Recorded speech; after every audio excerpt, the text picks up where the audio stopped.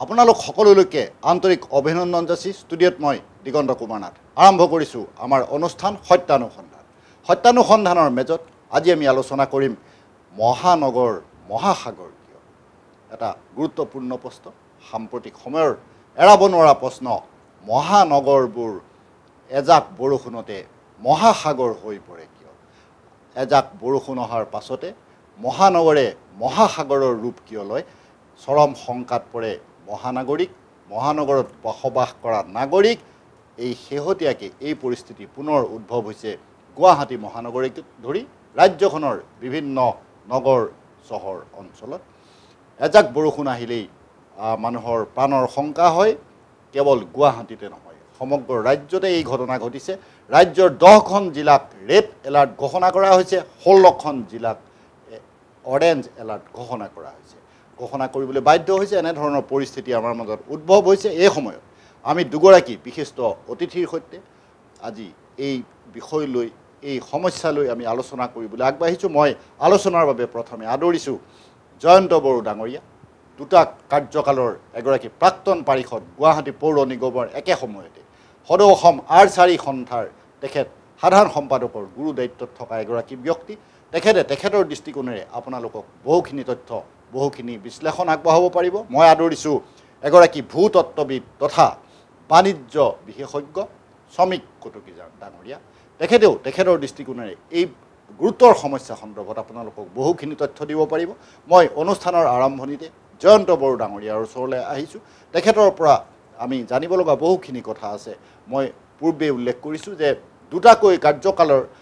তাতোকৈ অধিক সময় 1995 চনৰ পৰা 2008 বৰ্ষলৈকে এই গুৰুত্বপূৰ্ণ সময়খিনিত তেখেতে পাৰিষদ হিচাপে কাৰ্যনিৰ্বাহ কৰিছে গুৱাহাটী আমাৰ পৌৰ নিগমত। এইগৰাকী ব্যক্তিয়ে তেখেতৰ অভিমত ব্যক্ত কৰিব আপোনালোকৰ সন্মুখত। আমি এটা কথা সকলোৱে জানো যে প্ৰকৃতিক আমি কেতিয়াও বাধা দিব নোৱাৰোঁ। প্ৰকৃতি নিজৰ নিয়মমতেই চলিব। প্ৰকৃতিক আমি কোনো ধৰণে আমি বাধা দিব নোৱাৰোঁ। কিন্তু আমি প্ৰকৃতিৰ মুখলৈ বাট চাই থাকিলে জানো হ'ব? আমি আমাৰ কৰণীয় কামখিনি কৰিব লাগিব। জয়ন্ত বড়ো ডাঙৰীয়াই এই বিষয়টো কেনেধৰণে বিশ্লেষণ কৰিব? আমাৰ সাম্প্ৰতিক আজিৰ দিনটোত আমি যি পৰিৱেশ ভোগ কৰি আছোঁ। নমস্কাৰ। মই আজি 55 বছৰ আগৰ কথাই ক'ব বিচাৰিছোঁ। 55 বছৰ আগত মোৰ বয়স তেতিয়া 12-13 বছৰ আছিলে। তো সেই সময়ত আমি গুৱাহাটীত খেতি কৰিছিলোঁ। আৰু এই যিটো আমাৰ যিটো পানী, যে পাহাৰৰ পৰা যিটো আমাৰ নিজৰাৰ পানীবোৰ আহে, যিটো আমি তেতিয়া সেইটো সময়ত আমি ঢল পানী বুলি কৈছিলোঁ। আমি ৰাতি পহৰা দিছিলোঁ খেতি পথাৰত পানীৰ কাৰণে, যে পানী যাতে মোৰ খেতিৰ পৰা বেলেগে লৈ যাব নোৱাৰে পানীৰ কাৰণে। কিন্তু আজি সেই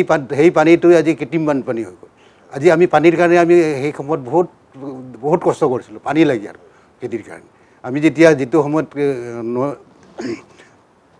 সেই পাহাৰৰ পানীবোৰ আমি ঢল পানী বুলি কৈছিলোঁ, বুজিছেনে?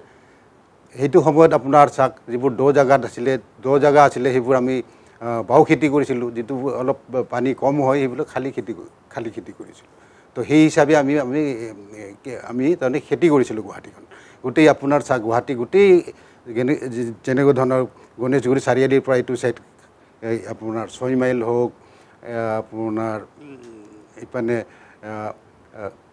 খেৰাকুচি, খাওকুচি, ৰুক্মিণী গাঁও, আপোনাৰ নৰকাসুৰ,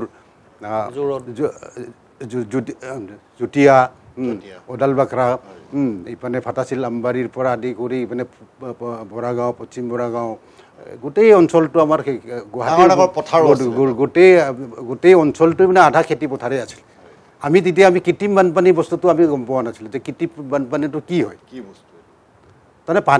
পানী আহে, পানীবোৰ বেছি হ'লে তাৰমানে আমাৰ যিবোৰ মানে পথাৰবোৰত মানে পানী ৰিজাৰ্ভাৰ হিচাপে হয়, যিবিলাক দ জেগাত এইবিলাক ফিলাপ হয়, পানীটো লাহে লাহে দ্বীপৰ বিল হৈ খানামুখ হৈ ওলাই যায়। আৰু প্ৰথম অৱস্থাত ভৰলু হৈ যায়। ভৰলু তাৰমানে যিটো সময়ত আপোনাৰ এই ব্ৰহ্মপুত্ৰ বাঢ়ি যায়, তেতিয়া ভৰলুৰ চুইচ গেটটো বন্ধ কৰাৰ পিছত আপোনাৰ খানামুখ হৈ এনেকুৱা গুচি যায়। আৰু তাতোকৈ যদি বেছি পানী হয়, আপোনাৰ খানামুখটো বন্ধ কৰি দিয়ে, চুইচ গেট যেতিয়া বন্ধ কৰি যাব, তেতিয়া আপোনাৰ যিটো আপোনাৰ ইঞ্জিনিয়াৰিং কলেজ হৈছে আপোনাৰ এইটো কি চৌধুৰী, আপোনাৰ আজাৰা যিটো গিৰিজানন্দ চৌধুৰী সেইটো ছাইডৰ পৰা আপোনাৰ পলাশবাৰী আপোনাৰ মিৰ্জা হয় এনে কুকুৰমাৰা হয় এনেকুৱা কাৰণ ব্ৰহ্মপুত্ৰটো ক্ৰমান্বয়ে দ হৈ গৈ আছে তো সেই হিচাপে পানীটো ওলাই গৈছিলে আমি তেতিয়া সেইটো সময়ত আমাৰ মানে তেনেধৰণৰ মানে এই কৃত্ৰিম বানপানীৰ সমস্যাটো নাছিলে ক্ৰমান্বয়ে যিবোৰ খাল বিলৰ পৰা আদি কৰি গোটেই যেতিয়া ফিল আপ হৈ গ'ল মানুহ মানে হেৰি হ'ল শ্বিলঙৰ পৰা ৰাজধানীটো গুৱাহাটীত লৈ আনিলে তেতিয়া ট্ৰাইবেল বেল্ট আছিলে এইবোৰ গোটেই অঞ্চল গ্ৰীণ বেল্ট আছিলে সেইবোৰ উঠাই দিলে উঠাই দিয়াত মানুহ বসতি হৈ গ'ল চব খালে বিলে পুতি কোনো প্লেনিং নোহোৱাকৈ আপোনাৰ মাটি ফিল আপ কৰি মেঘালয়ৰ মাটিবোৰ কাটিছিলে তেতিয়া মেঘালয়ৰ মাটি কাটি আনি কিনে ফিল আপ কৰি ফিল আপ কৰাৰ পিছত তেনেধৰণৰ ঘৰ বান্ধিলে কোনো প্লেনিং নোহোৱাকৈ বুজিছে নাই মাষ্টাৰ প্লেন কোনো নাছিলে চৰকাৰবিলাকৰ সেইটো সময়ত তো তেনেকুৱা তাৰমানে কৃত্ৰিম বানপানীটো বেছি হৈ গ'ল আজি ছাপ'জ চাওক এতিয়া কথা হ'ল কি এই প্ৰকৃতিক যেতিয়া ধ্বংস কৰিব এইবোৰ সমস্যাটো আহিবই তথাপিতো চাওক এটা টেকনিকেলি আছে বৈজ্ঞানিক পদ্ধতি হেৰি আছে যে হিলছৰ যিবিলাক নদী আছে সেইবোৰ সদায় বাম হ'ব লাগিব হিলছৰ নদী কেতিয়াও খান্দিব নিদিয়ে আৰু যি প্লেনৰ নদীবোৰ আছে সদায় দ কৰিব লাগিব বুজিছে নাই এইটো এটা হেৰি আছে আজি গুৱাহাটীৰ বানপানী সমস্যাটো সমাধান কৰাৰ দুটাই বিকল্প আছে এটা হ'ল চাওক ব্ৰহ্মপুত্ৰটো খান্দিব লাগিব ব্ৰহ্মপুত্ৰ যিমান দ কৰিব তেতিয়া তাৰ পানীটো আল্টিমেটলি তাৰমানে ব্ৰহ্মপুত্ৰত পৰি যাব যিপিনে যাওক হয় পানীটো যাব তাৰোপৰি মেঘালয়ৰ যিটো আমাৰ মেঘালয়ৰ যিটো আমাৰ বাইপাছৰ অলপ সিপিনে চাইডে পাহাৰৰ চাইডে হয় এনেকৈ ডাঙৰ মানে 100 মিটাৰ বহলকৈ আমি এটা খাল খান্দি দিব লাগিব দীপৰ বিলৰ ওচৰেদি গৈ আপোনাৰ এনেকুৱাকৈ যাতে কুকুৰমাৰা নদীলৈকে তেনেধৰণৰ আমি যদি এটা মানে খাল খান্দি দিয়ে তেতিয়াহ'লে গুৱাহাটীৰ যিটো পানীৰ সমস্যাটো এই সমাধান হ'ব বৰদা ধন্যবাদ জনাইছোঁ তেখেতে নিজ মুখেৰে সেই কথা স্বীকাৰ কৰিছে যে অতি কম বয়সৰ পৰা এইখন গুৱাহাটী মহানগৰত তেখেতে খেতি কৰা মানুহ তেখেতে খেতি কৰিছিলে গুৱাহাটীত আগতে পথাৰ আছিলে সেইবিলাক এতিয়া নাইকিয়া হৈ গ'ল সেই সময়ৰ পৰা অভিজ্ঞতা সঞ্চয় কৰা এগৰাকী ব্যক্তি তেখেতৰ মুখৰ পৰা আপোনালোকে বহুখিনি কথা শুনিছে আৰু তেখেতৰ পৰা জানিব লগা আমাৰ বহুখিনি কথা আছে এনেধৰণৰ সমস্যাবোৰে গুৱাহাটী মহানগৰখনক জুৰুলা কৰা সময়ত এনেধৰণৰ কথাবিলাকৰ এনেধৰণৰ বক্তব্যবোৰৰ বহুখিনি গুৰুত্ব আছে আমি পৰৱৰ্তী সময়ত তেখেতৰ ওচৰলৈ পুনৰ আহিম মই এতিয়া আহিছোঁ শ্ৰমিক কটকীৰ ওচৰলৈ আৰু তেখেতক মই পোনপটীয়াকৈ এই কথাটো সুধিব বিচাৰিছোঁ কাৰণ আমি এটা কথা সকলোৱে জানো যে জলবায়ু পৰিৱৰ্তনৰ লগে লগে পূৰ্বৰ তুলনাত বৰষুণৰ পৰিমাণ অসমতে নহয় সমগ্ৰ পৃথিৱীতে হ্ৰাস পাইছে বৰষুণ বহুত কম আহে আমাৰ গছ গছনি নাইকিয়া হ'ল গছ গছনি কাটি তহিলং কৰা হ'ল তাৰপাছত বৰষুণৰ পৰিমাণ আমাৰ হ্ৰাস পালে কিন্তু মই কটকী ডাঙৰীয়াক এই কথাটো সুধিব বিচাৰিছোঁ বৰষুণৰ পৰিমাণ হ্ৰাস হৈছে কিন্তু বানপানীৰ পৰিমাণ বাঢ়িছে ইয়াৰ কাৰণ কি বুলি ধন্যবাদ এইটো বৰ সুন্দৰ প্ৰশ্ন আপোনাৰ যদি আপুনি চাই যিটো কোৱা যায় আমাৰ যিটো ইক'লজিকেল বেলেঞ্চটো আমাৰ নোহোৱা হৈছে অকল গুৱাহাটী বুলি নহয় এণ্টায়াৰ ৱৰ্ল্ডত সব পিনৰ পৰা বা পাহাৰ কাটিছে ক'ৰবাত ঘৰ বনাইছে এইটো উপায় নাই এইটো যিহেতু এটা চিভিলাইজেশ্যন বুলি যিটো কয় সেইটো হোৱাৰ লগে লগে অবভিয়াছলি মানুহৰ সংখ্যা বাঢ়িছে পপুলেশ্যন বাঢ়িছে ক'ত যাব মানুহবোৰ ক'ৰবাততো বসবাস কৰিব লাগিব তো নিজৰ যিটো ছাৰ্ভাইভেলৰ কাৰণে তেনেকৈ টাউন বনাইছে টাউনৰ লগত মানে মানুহখিনি আহিছে মানুহ বাঢ়ি গৈ আছে গতিকে ঘৰ দুৱাৰ বনাবলৈ আৰম্ভ কৰিছে গতিকে কাটি মেলি যিটো ধ্বংস কৰিবলৈ যিটো ধ্বংস বুলি কৈছোঁ কাটি মেলি খাস্তাং কৰিছে গতিকে সেই বস্তুটোক আপুনি মানে যদি সামাজিক বিজ্ঞানৰ থ্ৰুৰে চাই সেইটো আপুনি বাধা দিয়াটো একেবাৰে সম্ভৱ বুলি মই নকওঁ কাৰণ মানুহখিনি চবেই গাঁৱৰ পৰা চহৰলৈ যেনেকৈ আহে কিবা এটা পাবলৈ কাৰণে আহে এতিয়া গুৱাহাটীখনৰ সেই একেই অৱস্থা হৈছিলে যে এসময়তো গুৱাহাটীত তেখেতে কোৱাৰ দৰে 55 বছৰ বয়স আগতে ইয়াতে গোটেই খেতি আছিলে কিন্তু এতিয়া খেতি আপুনি ইয়াতে এটুকুৰ মাটিও আপুনি খেতি নাপায় ইনফেক্ট আজিৰ পৰা 40 বছৰ আগতে ময়ে দেখিছিলোঁ খানাপাৰাত মোৰ নিজৰ মাৰ ককায়েকহঁত আছিলে পিছপিনে খেতি কৰে সেই অৱস্থাত সেই জেগাত আজি আপুনি যদি এটুকুৰো মাটি পায় অকণমান খালি আপুনি মানে কবি খেতি কৰিবলৈও তাত জেগা নোহোৱা নিচিনা অৱস্থা কাৰণ চবতে ফ্লেট বনাই দিছে কাৰণ মানুহৰ উপায় নাই গাঁৱৰ পৰা মানুহখিনি আহিছে এতিয়া আমিও সৰু জেগাৰ পৰাই আহিছোঁ গতিকে সকলোখিনি আহি ডাঙৰ ফ্লেট বনাইছে বনোৱাৰ ফলত কি হৈছে আপুনি যে চাই গোটেইখিনি কংক্ৰিটিং হৈ গৈছে আৰু ছেকেণ্ড কথা হ'ল যিটো কৈছে যে বৰষুণ কমিছে কিন্তু পানী কিয় বাঢ়িছে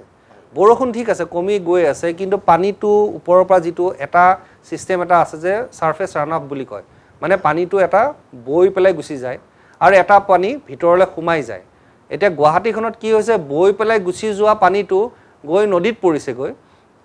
কিন্তু যিটো সোমাই যায় ভূগৰ্ভৰ ভিতৰলৈ সেই বস্তুটো নোহোৱা হৈ গৈছে কাৰণ তাতে কোনো ভেজিটেশ্যন নাই মানে গছ গছনি কাটি দিয়াৰ লগে লগে যিটো পানীটো ৰখোৱাৰ যিটো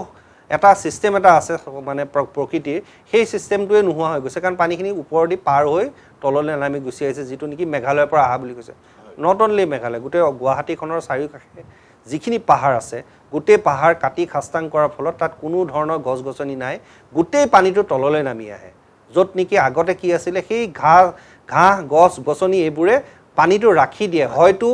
যদি সাইন্টিফিক্যালি চাই হয়তো 30-40% পানীহে ৰান অফ কৰি ওলাই গৈছে বাকিখিনি ভূগৰ্ভৰ ভিতৰলৈ গুচি গৈছে আমি অসমীয়াত জলাশয় বুলি জলাশয় যিটো অসমীয়াত ৰিজাৰ্ভ তললৈ সোমাই গুচি গৈছিল এটা সময়ত এতিয়া তললৈ নহয় গোটেইখিনি তললৈ ওপৰ নামি আহিছে নামি পেলাই এই গোটেই পানী যিটো সমস্যা নামি পেলাই এটা লেভেলত এটা স্পীড এটা বেলেগ যিটো পানীৰ যিটো এটা তাৰ যিটো নিজৰ এটা স্পীড এটা থাকে পানীৰ সেই স্পীডটো কমাই দিয়ে যদি ভেজিটেশ্যনটো থাকে এতিয়া এণ্টায়াৰ গুৱাহাটীখনত কোনো ধৰণৰ তেনেকুৱা ধৰণৰ পাহাৰতে কক বা তলতে কক সব কংক্ৰিটিং হৈ গ'ল পাহাৰত গছ গছনি কাটি দিলে তো কমপ্লিটলি এটা যিটো এটা ইমবেলেঞ্চৰ সৃষ্টি হৈছে তাৰ ফলতেই আজি এই পানী বৰষুণ কমাৰ পিছতো হিচাপ কৰা 100 বছৰ আগৰ বৰষুণতকৈ এতিয়া কমি গৈছে মানে যিটো মানে গোটেই পৃথিৱীৰ যিটো এটা পৰিৱেশটো বেলেগ হোৱাৰ কাৰণে বৰষুণ কমিছে কিন্তু পানী বাঢ়িছে কাৰণটো এই এনেকুৱা ধৰণৰ যিটো ইমবেলেঞ্চ কৰিছে আমিয়ে কৰিছোঁ এইটো কোনো ধৰণৰ আমি দূৰদৰ্শিতা আমি দেখুওৱা নাই তাৰ ফলত কি হৈছে আমাৰ পিছৰ যিটো প্ৰজন্মক আমি মানে বেয়া এটা দিবলৈ আচলতে জেনেৰেলি কি হয় আমি সাধাৰণতে কি কৰোঁ মোৰ ল'ৰা ছোৱালী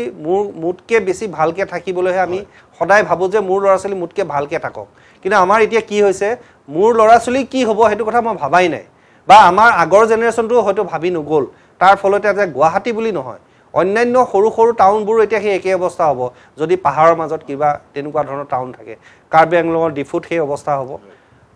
হাফলঙত সেই অৱস্থা হ'ব যদি গুৱাহাটীৰ নিচিনা কৰিবলৈ আৰম্ভ কৰে প্লেইন ঠাইত একো প্ৰব্লেম নাই কিন্তু এনেকুৱা ধৰণৰ যিটো কোৱা যায় এটা এইটো আমাৰ গুৱাহাটীটো এটা মানে বাতিৰ সদৃশ চাৰিওপিনে পাহাৰ আছে মাজত সমভূমি আছে তাতে মানুহবোৰ ইয়াতেই বসবাস কৰে কিন্তু এতিয়া কি হৈছে পাহাৰ ভৈয়াম চবতে একে হৈ গৈছে গুৱাহাটীৰ ক্ষেত্ৰত তাৰ ফলতে এই পানী বৰষুণ কমাৰ পিছতো বানপানীৰ সমস্যাটো বাঢ়ি গৈছে লগতে ইয়াক আৰু আগবঢ়াই লৈ গৈছে এতিয়া আমাৰ কাষতে থকা মেঘালয়ৰ যিটো USTMৰ কথা অকল USTM বুলি মই নকওঁ নামটো USTM বুলি আহিছে লগতে কিন্তু অন্যান্য যিমানবোৰ তাত ইণ্ডাষ্ট্ৰি কিছুমান ডেভেলপ হৈছে তাত সেইবোৰ জায়গাত মেঘালয়ে ভাবিছে যে পানীবোৰ অসমলৈহে গুচি যাব তাৰমানে এই যিটো কোঅৰ্ডিনেশ্যনটো ষ্টেট কোঅৰ্ডিনেশ্যন দুখন ৰাজ্যৰ মাজত যিটো এটা সমন্বয় থাকিব লাগে সেই সমন্বয় মানে তোমালোকৰ যি হয় সেই বস্তুটো ইয়াত দেখা গৈছে সেই সমন্বয় এটা আজি যোৱাকালি যি মন্ত্ৰী ডাঙৰীয়াই কৈছে যে আমি এখন মিটিং পাতিম কিন্তু মিটিং পাতিম এতিয়া কি হ'ব মিটিংখন এই বৰষুণৰ বানপানীৰ দিনতে মিটিংখন পাতি পেলাই এটা হুলস্থুল লগাব তাৰপিছত কিন্তু পিছত কি ব্যৱস্থা ল'ব সেইটো কিন্তু নহয় সেই মিটিং এবাৰেই হ'ব বৰষুণৰ দিনত হ'ব যেই বৰষুণ নোহোৱা হৈ যাব আমি পাহৰি যাম যে ইয়াত বানপানী হৈছিলে বৰষুণ হৈছিলে অসমৰ অৱস্থা বেয়া হৈ গৈছিলে গুৱাহাটীৰ অৱস্থা বেয়া হৈ গৈছিলে এইবোৰ আমি পাহৰি যাম তাৰমানে সঁচা অৰ্থত ক'বলৈ গ'লে মানুহে হুলস্থুল কৰাৰ কাৰণে ৰাজনীতিকবিলাকে অকণমান আগবাঢ়ি গ'ল এইবিলাক কৰিবলৈ তাৰপিছত যেই অলপ শান্ত হ'ল বোলে পানী নোহোৱা হ'ল এতিয়া জুলাই মাহৰ আগষ্ট মাহৰ পৰা পানীটো কমি যাব ইয়াত কমাৰ লগে লগে আমি পাহৰি যাম এইখিনি আমাৰ পাহৰণি গৰ্ভত গুচি যাব তাৰ ফলত এইবোৰ যি আমাৰ মিটিং কৰিলোঁ মিটিং মানে ইটিঙৰ নিচিনা হৈছে মানে মিটিং কৰিলোঁ খালোঁ বলোঁ ডাঙৰ ডাঙৰ হোটেলত গৈ আমি হেৰি কৰিলোঁ মানে বহুত মানুহ মাতি আনিলোঁ আল্টিমেটলি কি হ'ল ফুটুকাৰ ফেন হ'বগৈ মই তেনেকুৱা ধৰণে লাগিছে কাৰণ এইটোৱে হৈ আহিছে অকল মই চৰকাৰক দোষ নিদিওঁ এইটো হয়তো আমাৰ মানসিকতা যিটো যে আমাৰ দেশখনৰ কাৰণে আমাৰ ৰাজ্যখনৰ কাৰণে আমাৰ টাউনখনৰ কাৰণে আমাৰ চহৰখনৰ কাৰণে আমাৰ যিটো মানসিকতা সেই মানসিকতাটো সেই সমস্যাখিনি সময়তহে আমি ফেচ কৰোঁ কাইলৈ কি হ'ব আমি সেইটো ভাবা নাই আচলতে সেই কাৰণে আমাৰ আজিৰ এই অৱস্থাটোৰ মূল কাৰণ সাইন্টিফিক নো ডাউট আছে কাৰণ আমি ইমবেলেঞ্চ কৰি দিছোঁ কিন্তু সেইটোত কেনেকৈ প্লেন কৰি পেলাই আমি আগবাঢ়িব পাৰোঁ কৈ আছে যে এনেকৈ নলা বনাই দিম এই নলাটোদি গৈ পেলাই ক'ৰবাত দ্বীপৰ বিলত পৰিব এইবিলাক কথাৰে কৈ থাকিলেতো নহ'ব আল্টিমেটলি চাওক এইটো গুৱাহাটীখন ইমান ফাষ্ট ডেভেলপ হৈ আছে কাইলৈ পৰহিলে ইয়াতে আমি কৈ আছোঁ বাহিৰৰ ইনভেষ্টমেণ্ট কিয় আহিব ইনভেষ্টমেণ্ট এতিয়া বম্বেটো পানী হৈছে নো ডাউট বম্বেত 2005ত যিটো বানপানী হৈছে সেই বানপানীটোৱে হাজাৰ লাখ কোটি টকাৰ লোকচান কৰিলে কিন্তু তাৰ পিছৰ পৰা তেওঁলোকৰ হোৱা নাই কাৰণ তেওঁলোকে এটা কংক্ৰিট ডিচিশ্যন ল'লে যে এই অৱস্থা হ'লে আমাৰ বম্বেখন নোহোৱা হৈ যোৱাৰ লগে লগে গোটেই দেশখনৰ এটা ডাঙৰ অভাৱত পৰিণত হ'ব কাৰণ বাহিৰৰ যিটো ইনভেষ্টমেণ্ট বাহিৰৰ যিটো ইণ্ডাষ্ট্ৰিয়েল হেৰি গোটেইবোৰ বম্বেত কিয় আহে কাৰণ বম্বেখন ইংৰাজীত এটা আমি কনজিনিয়েল বুলি কওঁ এটমস্ফিয়াৰ এটা আছে অসমখনত এতিয়া আগবাঢ়িবলৈ চেষ্টা কৰিছে কিন্তু এইবোৰ যদি হৈ থাকে ইয়াতো সেই একেই অৱস্থা হ'ব আগবাঢ়িব পৰা নাযাব গতিকে কংক্ৰিট ব্যৱস্থা এটা লৈ অতি সোনকালে ইমপ্লিমেণ্ট কৰিব লাগিব প্লেন কৰি থাকিলে নহ'ব ইমপ্লিমেণ্টেশ্যনটো খুব ইম্পৰ্টেণ্ট সেই ক্ষেত্ৰত কিন্তু এটা যিটো ৰাজনীতিক মানে নেতাসকলৰ এটা ডাঙৰ ভূমিকা আছে তেওঁলোকে যদি ভাবে যে মই এইটো কৰিম কোনেও এইটো ৰাখিব নোৱাৰে মই এইটো কৈ দিছোঁ বাকী বিউৰ'ক্ৰেটছবোৰৰ একো নাই তেওঁলোকক মই কেতিয়াও নকওঁ যে তেওঁলোকৰ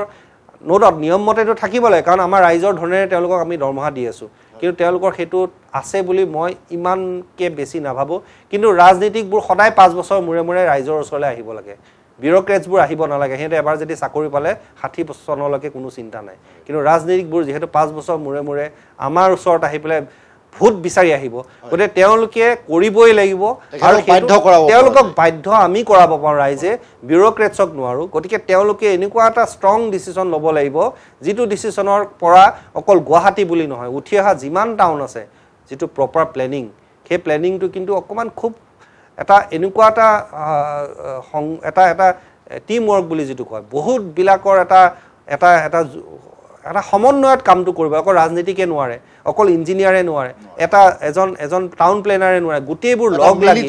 এটা মিলিত প্ৰচেষ্টাত অকল গুৱাহাটী বুলি কোৱা নাই মই গোটেই অসমখন বুলি কোৱা নাই কাৰণ ইটোৰ লগত সিটো মেঘালয়ৰ লগত যেনেকৈ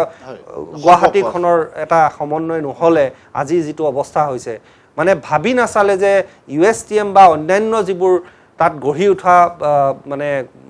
কাটি পেলাই ঘৰ বনাইছে প্ৰতিষ্ঠান হৈছে তেওঁলোকক যেতিয়া এপ্ৰুভেল দিছিলে সেই সময়তে যদি ভাবিলে যে অসমখনৰ কিবা অসুবিধা হ'ব পাৰে তেতিয়াহ'লে হয়তো এই অৱস্থাত নহ'লহেঁতেন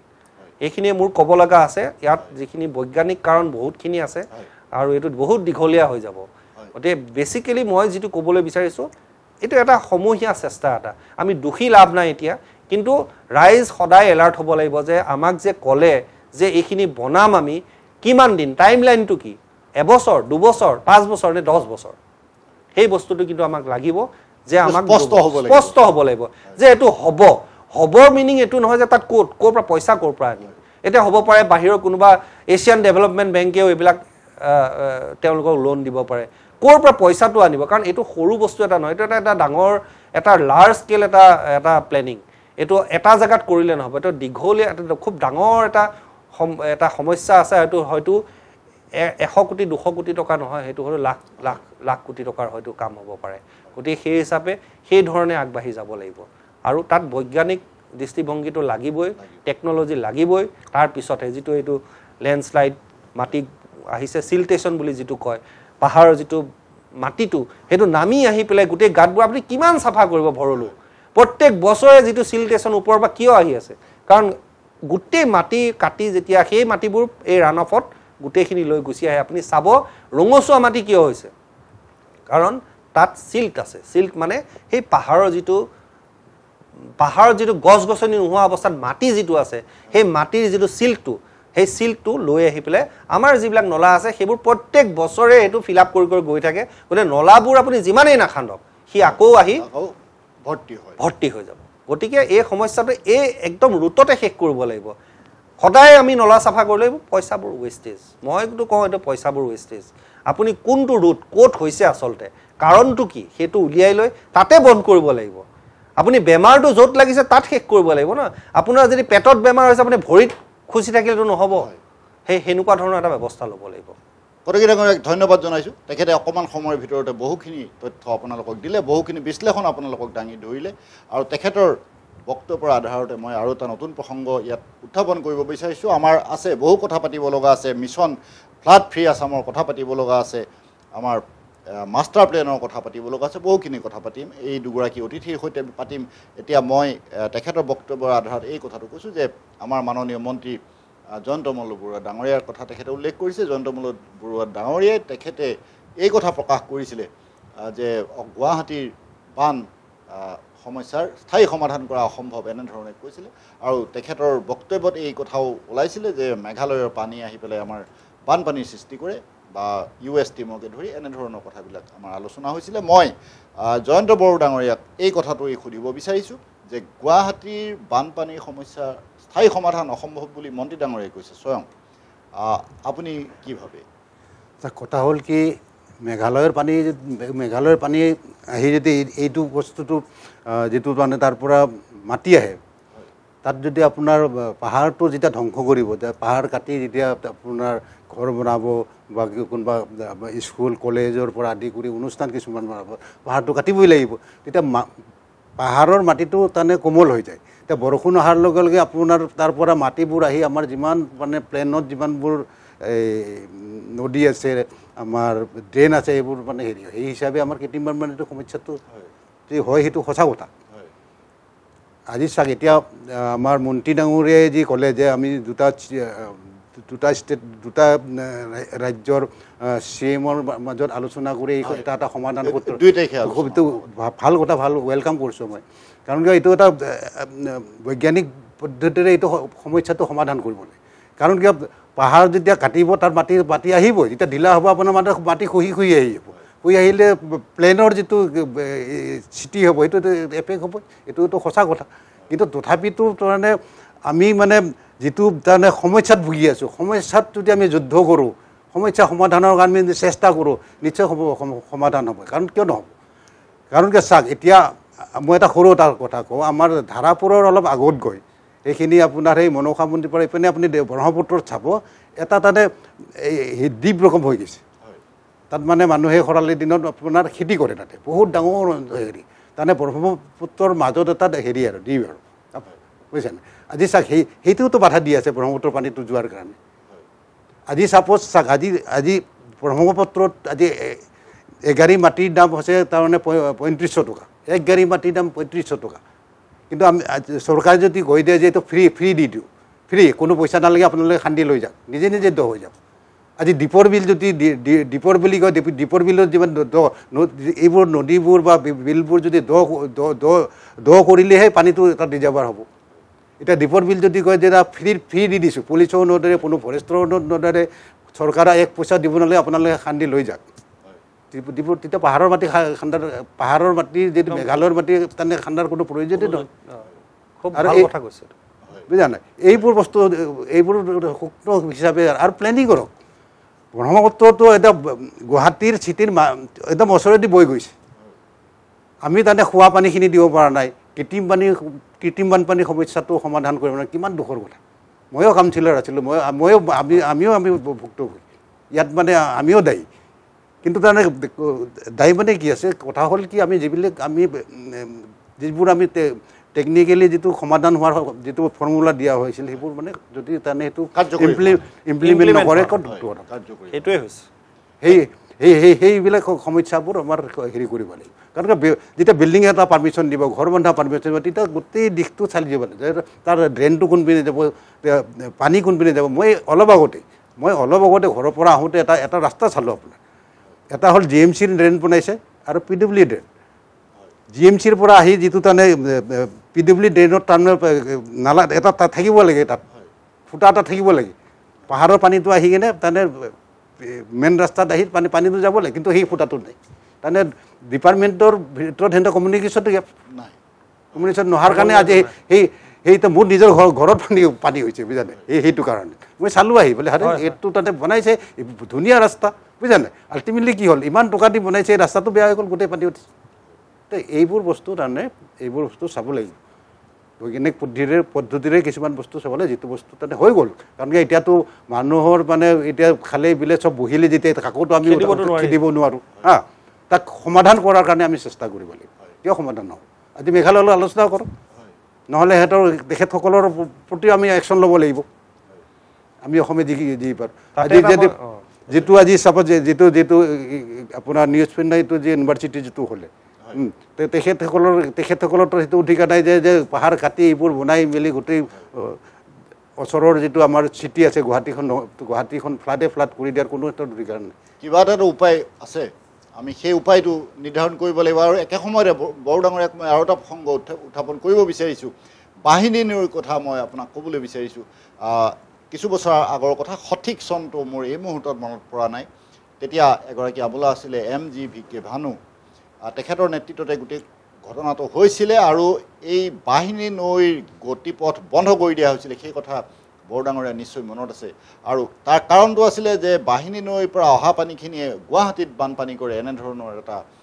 কথা চৰ্চিত হৈছিলে সেই সময়ত আৰু তাৰ কাৰণে সেই চুইচ গেট দি বন্ধ কৰি দিয়া হ'ল তাৰপাছত চুইচ গেট দিয়াৰ উপৰি মাটি দি পেলাই পুতি দিয়া হ'ল এই ঘটনাটো কৰা হ'ল আৰু বাহিনী নৈখন সংযোগ বশিষ্ঠৰ সৈতে কিবা বেলেগ এটা ধৰণে কৰা হ'ল কিন্তু তাৰ পাছত দেখা গ'ল আজিৰ দিনটোলৈকে বানপানীৰ সমস্যাটো সমাধান নহ'ল এই ক্ষেত্ৰত বৰডাঙৰীয়া কি চাওক এতিয়া বাৰ্ণী নদীৰ যিটো চুইচ গেট আৰু এতিয়া ছাপ'জ চাওক এতিয়া ব্ৰহ্মপুত্ৰ ছাপ'জ আপাৰা চাম্বা মানে অৰুণাচল বা এইটো চাইড যদি চাইনাৰ এনেধৰণৰ পানী যিটো ব্ৰহ্মপুত্ৰত আহি যায় খুব বাঢ়ি গ'ল মেঘালয়তো ধাৰাসাৰ বৰষুণ গুৱাহাটীতো বৰষুণ বুজা নাই ব্ৰহ্মপুত্ৰ ফুলি গ'ল তাৰমানে সেই তাৰমানে গুৱাহাটীৰ পানী তাৰমানে ব্ৰহ্মপুত্ৰৰ পানীটো আহি কিনে ওলোটাকৈ মানে গুৱাহাটীত সোমাই আছে তেতিয়াহ'লে তেতিয়া সেইটো সময়খিনিত চুইচ গেটটো সেইটো কাৰণে বনোৱা হৈছিল চুইচ গেটটো বন্ধ কৰি দিয়া হৈছিল বুজিছেনে বন্ধ কৰি হৈ আপোনাৰ ভৰলুত আপোনাৰ পাম্পিং কৰি পানীটো সিঁচি দিয়ে এইটো এটা ছিষ্টেম আছে বুজিছানে তাৰোপৰি আপোনাৰ খানামুখ মই যিটো অলপ আগতে গ'লোঁ খানামুখ হৈ পানীটো ওলাই গৈছিল দীপৰ বিল হৈ কিন্তু তাতো যদি ফুল হৈ যায় তাৰপিছত আপোনাৰ এই পানীটো আপোনাৰ এনেকুৱা আগত যেনেকুৱা গৈ আছিলে তেনেকুৱা এটা ছিষ্টেম ৰাখিব লাগিব ছাপ'জ চাওক আজি যিটো হৈছে আজি এইকেইদিন যেনে নেৰানেপেৰা বৰষুণ সকলো ছাইডে যদি তেনেধৰণৰ বৰষুণ হয় এসপ্তাহ পৰাৰ পিছততো অৱস্থা আৰু বেয়া হৈ যাব আমাৰ পানীটো যোৱাৰ এটা ব্যৱস্থাটো কৰিব লাগিব কাৰণ কি ব্ৰহ্মপুত্ৰটো আপোনাৰ দ হ'লেহে পানীটো যাব ব্ৰহ্মপুত্ৰৰ পানীটো যেতিয়া আমাৰ ব্ৰহ্মপুত্ৰৰ যেতিয়া কৰিব দ কৰাৰ পিছতহে তাৰমানে পানীটো তাৰমানে কাৰণ ব্ৰহ্মপুত্ৰ সদায় তাৰমানে তলৰ পিনে দ হৈ গৈ আছে আমি যদি ওপৰে গৈ কিনে আমি ব্ৰহ্মপুত্ৰটোতে তেনেকুৱা ধৰণৰ যদি কৰা যায় পানীটো তেতিয়াহ'লে আমাৰ এই মানে স্থায়ী সমাধান হয় কিন্তু বৰডাঙৰীয়া মই আপোনাক যিটো প্ৰশ্ন সুধিছিলোঁ এইটো প্ৰশ্নটো অকণমান বেলেগ ধৰণৰ আছিলে কাৰণ এই বিষয়টো লৈ ছেভ ভৰলু যি অভিযান আছে সেই অভিযানে দীৰ্ঘ সময় ধৰি যুদ্ধ কৰি আছে তেওঁলোকে প্ৰতিবাদ কৰি আছে আৰু তেওঁলোকে তাতে প্ৰতিবাদী কাৰ্যসূচী ৰূপায়ণ কৰিছে কাৰণ বাহিনী নৈৰ পানী সম্পূৰ্ণৰূপে বন্ধ কৰি দিয়া হ'ল বাহিনী নদী পানীখিনিয়ে গুৱাহাটীক বানপানীক সৃষ্টি কৰিব এনেধৰণৰ এটা প্ৰচাৰ হৈছিলে এনেধৰণৰ এটা বিশ্বাস হৈছিলে হয়তো আমাৰ চৰকাৰী ঘৰৰ মানুহেও বিশ্বাস কৰিছিলে কথাটো কিন্তু সেই ঘটনাটো হৈ নুঠিলে তাৰপাছত বাহিনী যেতিয়া পানী বন্ধ হ'ল সেই বাহিনীখন বিভিন্ন ধৰণে বেদখল কৰাৰো এটা প্ৰক্ৰিয়া আৰম্ভ হ'ল আমি পৰৱৰ্তী সময়ত পুনৰ সেই আলোচনালৈ আহিম মই কটকী ডাঙৰীয়াক এতিয়া সুধিব বিচাৰিছোঁ বাহিনী নৈ ভৰলু নৈ হৈ নাথাকিল সেই কথা আমি সকলোৱে গম পাওঁ নলা আৰু নৰ্দমাৰ লেখীয়া হ'ল নলা নৰ্দমাৰে পৰিণত হ'ল তাৰপাছত অকণমান আগতেই মই কৈছোঁ যে তাৰপাছত বেদখলৰ এই উৎপাত চলিছে এই দুয়োখন নদীৰ ওপৰত এই সন্দৰ্ভত আপুনি কি কয় আৰু এইটো এটা আমাৰ বানপানী সৃষ্টিৰ কাৰণ নেকি ধন্যবাদ এইটো সুন্দৰ এটা বৰ মানে ৰিলেভেণ্ট বুলি কয় যিটো এতিয়া খুব দৰকাৰী এটা প্ৰশ্ন আপোনাৰ কথা হ'ল কি বাহিনীয়ে হওক বা ভৰলুৱে হওক সেইটো নেচাৰেল এটা প্ৰাকৃতিক এটা পানীৰ ধাৰা এটা সেই ধাৰাটো কি হ'ল আল্টিমেটলি চহৰ যেতিয়া বাঢ়ি গৈ থাকিলে চহৰৰ যিটো নিজৰ দৰকাৰী কাৰণে দৰকাৰ মানুহবোৰৰ নিজৰ স্বাৰ্থৰ বাবদ গোটেইখিনি বাহিনী হৈ নাথাকিলে আপুনি যিটো কৈছে নলা নৰ্দমা মানে সেইটো কোনো বাহিনীৰ নামেই এতিয়া যদি কোনোবাই নতুন মানুহ আহি পেলাই চাই সেইটো কোনেও নকয় যে এখন নদী বা নৈ বুলি কোনেও ক'বই নোৱাৰে ভৰলুৱে হওক বা বাহিনীয়ে হওক তাৰমানে সেইখন আৰু হৈ নাথাকিল নলা এটা হৈ গ'ল আৰু এইখিনি বস্তু প্ৰকৃতিয়ে বনাইছিলে কিহৰ কাৰণে যে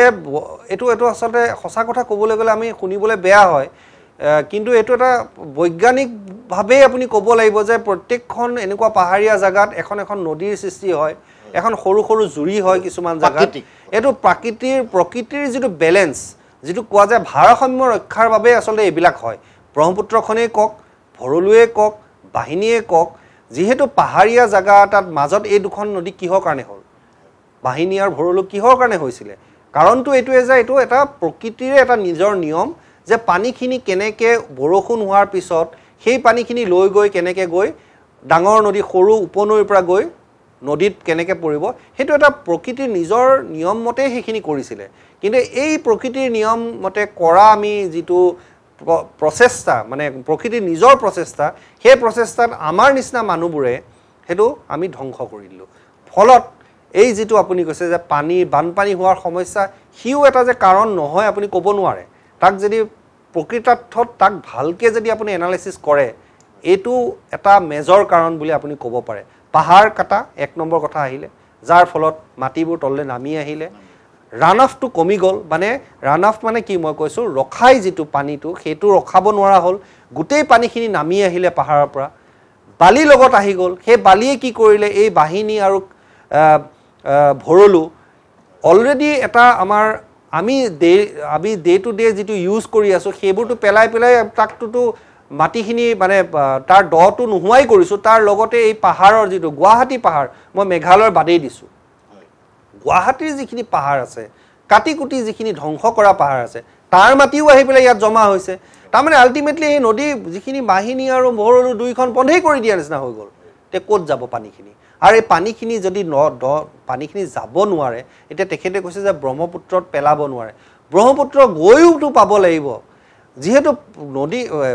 ভৰলু আৰু বাহিনী ওখই হৈ গ'ল গতিকে পানীবোৰ কি হৈছে মানুহৰ মাজত সোমাই গৈছে মানুহ য'ত বসতি স্থানত পানীবিলাক আহি গৈছে গতিকে বানপানী হৈ গৈছে আগতে নলা দি গৈ আছিলে সেইটো এতিয়া কি হৈছে মানুহৰ ঘৰে দিয়ে নলা হৈ গৈছে এতিয়া ঘৰেই নলা হৈ গ'ল গতিকে এইটো কমপ্লিটলি এটা কথাই ঠিক যে আমি ভাৰসাম্যটো ৰক্ষা কৰিব পৰা নাই ঠিক আছে আমি আমাৰ যিমানেই বসতি বাঢ়িছে আমি সেই হিচাপে সদায়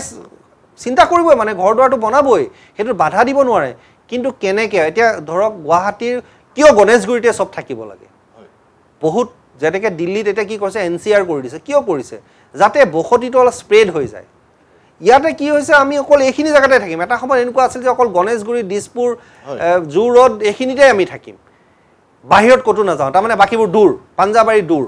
কিন্তু লাহে লাহে উপায় নোহোৱা হৈছে চব পাঞ্জাবাৰীত গৈছে কোনোবা বেলতলাত গৈছে কোনোবা ভেটাপাৰা গৈছে এটা সময়ত ভেটাপাৰা সেইখিনি এৰিয়াটোত গোটেই পিটনি আছিলে সেই পিটনি নোহোৱা কৰি যেতিয়া সমান কৰি দিলে পানীবোৰ ক'ত যাব পানী জলাশয় নহ'লে পানীবোৰ যাব ক'ত বৰষুণটো ঠিক আছে কমিছে আগতকৈ এনেকুৱাতো কমা নাই যে 100 মিলিমিটাৰ আছিলে সেইটো গৈ 10 মিলিমিটাৰ হৈছে নহয় প্ৰকৃতিয়ে এনেকুৱা নকৰে কমিব পাৰে কমিলেও হয়তো 10% 5% 2% 1% তেনেকুৱা লেভেলতহে কমিব পানীবোৰ ক'ত যাব গতিকে আমাৰ গোটেই যিমান বেলেগ বাদ দিয়ক জু ৰোডখনে এটা সময়ত জলাশয় আছিলে কাহিলিপাৰা জলাশয় আছিলে পাঞ্জাবাৰী জলাশয় আছিলে বেলতলা এৰিয়া গোটেই জলাশয় আছিলে ভেটাপাৰা চব জলাশয় সেইবোৰত যেতিয়া মাটি পুৰা কৰি পেলাই ক'ৰ পৰা মাটি আনিছে পাহাৰৰ মাটি আনিছে গুৱাহাটী পাহাৰ আনিছে নহ'লে মেঘালয় পাহাৰ আনিছে গোটেইখিনি যেতিয়া ফিল আপ কৰিলে পানীবোৰ ক'ত গতিকে আমাৰ আল্টিমেটলি কি মানুহে ভাবে যে মোক কাষৰ ঘৰতকৈ মই অকণমান ওখ কৰি দিওঁ মোৰ হৈ গ'ল মোৰ পানী নহয় সেইটো গাঁত হৈ গ'ল মই ওখ হৈ গ'লোঁ মানে সি গাঁত হৈ গ'ল তাৰমানে তাৰ তাত পানী জমা হ'ব আকৌ মই যেতিয়া ওখ কৰিলোঁ মোৰ পিছত যি ঘৰে ঘৰ বনাব সি আৰু 1 ফুট ওখ কৰি দিব তাৰ পিছত কি হৈছে মই তেতিয়া গাঁতত সোমাই গ'লোঁ এনেকৈ গাঁতত সোমাওঁতে আজি দেশত আপুনি চাব 40 বছৰ 50 বছৰ আগত গুৱাহাটীত যোনবিলাক ঘৰ বনাইছিলে সেই ঘৰবোৰ আজি মাটিৰ তলত কিহৰ কাৰণে এনেকৈ এইটো তাৰমানে কোনো ছিষ্টেমেই নাই আমাৰ যিটো গভৰ্ণমেণ্টে চৰকাৰে যিটো নিয়ম পালিব লাগে যে এটা জেগাত এইখিনি মানুহ বহিব পাৰিব এটা জেগাত ইমানখিনি ওখ কৰিব পাৰিব ৰাস্তাটো ইমান হ'লে তাৰ পৰা ইমান তলত আমি ঘৰটো বনাব লাগিব সেই বস্তুৰ কোনো ধৰণৰ যিটো পোৱা যায় টাউন প্লেনিং সেই টাউন প্লেনিঙৰ যিটো হয়তো টাউন প্লেনাৰে ঠিকেই কৈছিলে কিন্তু সেইটো আমি ইমপ্লিমেণ্ট নকৰিম এনেকুৱা নহয় টাউন প্লেনাৰবোৰ তেওঁলোকে বৈজ্ঞানিক তেওঁলোক এজন আৰ্কিটেক্ট কোনোবা এজন চিভিল ইঞ্জিনিয়াৰ তেওঁলোকে হয়তো সুন্দৰভাৱেই গুৱাহাটীখনৰ কথা ক'লে যে পাহাৰ আছে কাৰণ তেওঁ টেৰেইন এনালাইচিছ বুলি এটা বস্তু আছে টেৰেইনটো কেনেকৈ এনালাইচিছ কৰি ক'ত কি হ'ব এইটো অলৰেডি এটা প্লেন কৰি পেলাই দি দিয়ে যে এই প্লেন মতে আমাৰ ইয়াত হ'ব কিন্তু আমাৰ ইয়াত কি হ'ব সঁচা কথা ক'বলৈ উপঢৌকন দিয়া বুলি যিটো কয় মই পইচা দি দিলোঁ মোৰ ঘৰত পাৰ্মিশ্যন দি দিলে ইয়াত 5 তলা আপুনি ঘৰ উঠাই দিয়ক আৰু 6 ফুট ওখ কৰি মাটি পুৰাই দিয়ক একো প্ৰব্লেম নাই মোৰ পইচা আছে মই 6 ফুট কাষৰ ঘৰত হয়তো 2 ফুটত আছে মই 7 ফুট মাটি উঠাই দিলোঁ তাৰ ফলত ই গাঁত হৈ গ'ল তেতিয়া ক'ত যাব আৰু এই মাটিবোৰ ক'ৰ পৰা আনিছোঁ গুৱাহাটীৰে পাহাৰৰ পৰা আনিছোঁ গুৱাহাটীৰ পাহাৰ নোহোৱা হ'ল এতিয়া সেইকাৰণে আমি মেঘালয়ৰ পৰা আনিছোঁ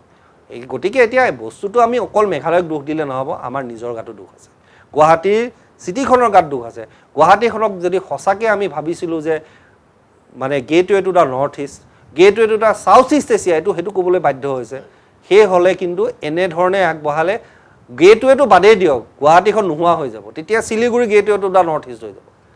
গুৱাহাটী আৰু তেতিয়া নহ'ব আৰু সেই অৱস্থালৈ যাতে নেক্সট 50 বছৰত নহয় গৈ সেইটো কিন্তু চেষ্টাটো ৰাজনীতিকেই কৰিব লাগিব আমি ক'বহে পাৰোঁ তেখেত এজন জাৰ্নেলিষ্ট তেখেতে ক'বহে পাৰে তেওঁলোকে এলাৰ্ট কৰি দিব পাৰে তেওঁলোকেতো পলিচি বনাব নোৱাৰেতো পলিচি বনাবও নোৱাৰে পলিচি ইমপ্লিমেণ্টো কৰিব নোৱাৰে গতিকে আমি খালি জনাব পাৰোঁ মই অকণমান যিহেতু সেই লাইনত আমি পঢ়া শুনা কৰি আহিছিলোঁ সেইবোৰ জানি শুনি নিজৰ ইণ্টাৰেষ্টৰ কাৰণে পঢ়িছোঁ পঢ়ি পেলাই আমি যিখিনি দেখিছোঁ তাৰ ওপৰত আমাতকৈ বহুত জ্ঞানী লোক আছে IITখন গুৱাহাটীত আছেই তেওঁলোকৰ নিচিনা হয়তো গোটেই দেশৰ বুলিয়ে নহয় এটা আন্তঃৰাষ্ট্ৰীয় পৰ্যায়ত তেওঁলোকৰ এজন তাতে টেকন'লজিষ্ট আছে বৈজ্ঞানিক আছে ডাঙৰ প্ৰফেচাৰ্ছ আছে তেওঁলোকৰ লগত এটা সমূহীয়াভাৱে বিউৰ'ক্ৰেচি ৰাজনীতিবিদ টেকন'লজিষ্ট টেকন'ক্ৰেটছ বাকী চাইণ্টিষ্ট মানে মই কওঁ জিঅ'লজিষ্ট আছে জিঅ'গ্ৰাফাৰ আছে তেওঁলোকে সববোৰ যদি লগ লগাই গুৱাহাটী ইউনিভাৰ্চিটি আছে তাতো বহুত আমাৰে প্ৰফেচাৰবিলাক ডাঙৰ প্ৰফেচাৰ আছে সেইবোৰক আনি মেলি এটা ব্ৰেইন ষ্টৰ্মিং বুলি যিটো কয় সেই বস্তুটো কৰিব লাগিব তেতিয়াহে গুৱাহাটী প্ৰথমতে তাৰপিছত অসমখনৰ যিটো সমস্যা যিটো বানপানীৰ সমস্যা সেইটো এটা আহি যায়তো অকল গুৱাহাটীৰ সমস্যা আজি কথা পাতিছোঁ কাৰণ আজি গুৱাহাটীত পানী হৈছে কালি পৰহিলে যেতিয়া বানপানী হ'ব আমি সেইটোও সমস্যা হ'বতো গতিকে অভাৰঅল যিটো সমস্যাৰ সমাধানটো কৰিব লাগিব কালেক্টিভলি চবেই মিলি বৈজ্ঞানিকো থাকিব তাত টেকন'ক্ৰেটছো থাকিব ৰাজনীতিকো থাকিব এডমিনিষ্ট্ৰেটৰো থাকিব মানে বিউৰ'ক্ৰেটছ গোটেইবোৰ একেলগে লগ হৈ যেতিয়া এটা কামত হাত দিব সি যদি সঁচাকৈ ভিতৰৰ পৰা ভাৱ হয় যে মই কৰিম সমাধান সফল হ'বই সেইটোত কোনো ধৰণৰ আৰু বিশেষকৈ মই কওঁ ৰাজনীতিবিদসকল তেওঁলোকৰ যদি মাইণ্ডছেটটো খুব ষ্ট্ৰং হয় কোনেও ৰাখিব নোৱাৰে মই সেইটো কৈছোঁ কাৰণ বিউৰ'ক্ৰেটছে শুনিবই লাগিব they are paid by the public আমি ৰাইজে দি আছোঁ তেওঁলোকে শুনিবই লাগিব টেকন'ক্ৰেটছবিলাক আছে তেওঁলোককতো ৰাইজে দি আছে না এটা গুৱাহাটী IITৰ প্ৰফেচাৰ্ছবিলাক কোনে আমি আমাৰ পিনৰ ৰাইজৰ যিটো ধন সেইবোৰেই চলাই আছে গুৱাহাটী ইউনিভাৰ্চিটিখন কোনে চলাই আছে তেওঁলোকক লগাওক কামত লাগিব তেওঁলোকে নকৰা নাথাকে কিন্তু তেওঁলোকৰ এতিয়া ফ্ৰাষ্ট্ৰেশ্যনো কিছুমানৰ আহিছে সঁচা অৰ্থত কিছুমান আছে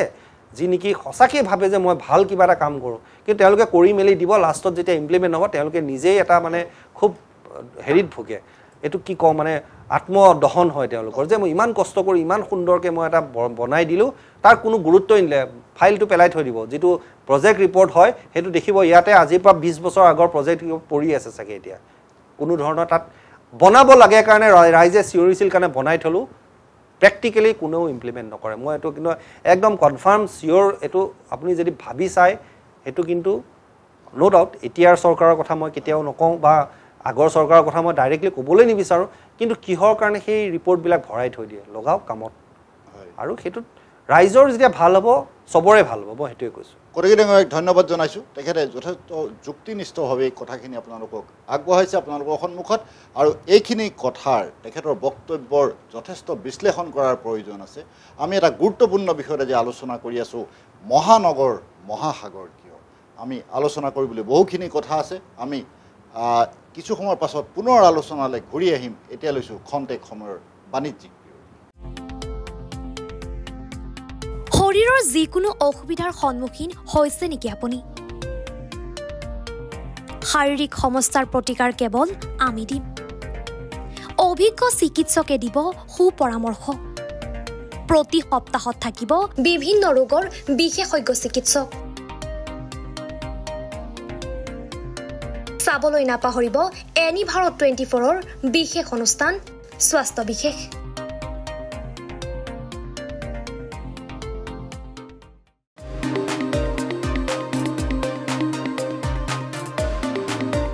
আপোনাৰ ঘৰখন আৰু অফিচটো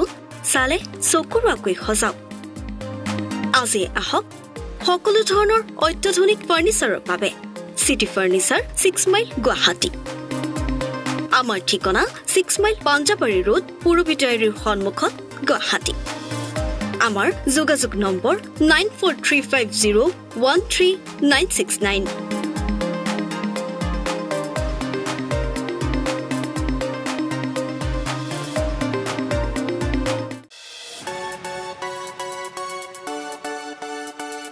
ৰঙাপাৰাবাসীৰ বাবে সুখবৰ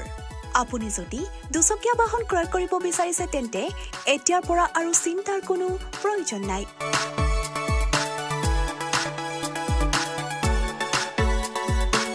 আপুনিও আহিব পাৰে DBP associate Bajaj two wheeler ডিলাৰলৈ।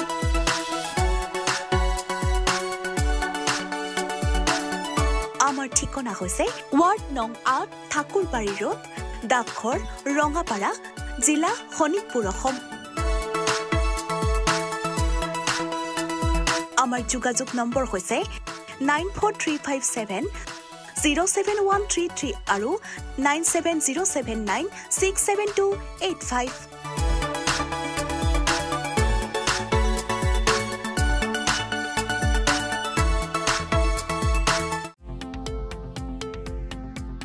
শৰীৰৰ যিকোনো অসুবিধাৰ সন্মুখীন হৈছে নেকি আপুনি? শাৰীৰিক সমস্যাৰ প্ৰতিকাৰ কেৱল আমি দিম। অভিজ্ঞ চিকিৎসকে দিব সুপৰামৰ্শ। প্ৰতি সপ্তাহত থাকিব বিভিন্ন ৰোগৰ বিশেষজ্ঞ চিকিৎসক। চাবলৈ নাপাহৰিব এনি ভাৰত 24ৰ বিশেষ অনুষ্ঠান স্বাস্থ্য বিশেষ।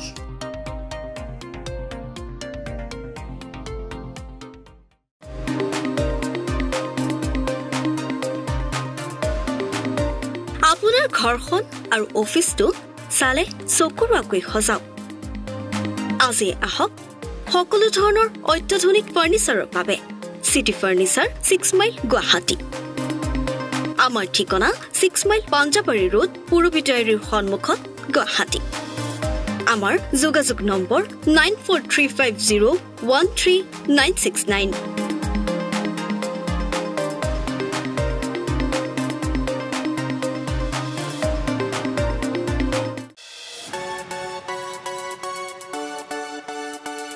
ৰঙাপাৰাবাসীৰ বাবে সুখবৰ। আপুনি যদি দুচকীয়া বাহন ক্ৰয় কৰিব বিচাৰিছে তেন্তে এতিয়াৰ পৰা আৰু চিন্তাৰ কোনো প্ৰয়োজন নাই।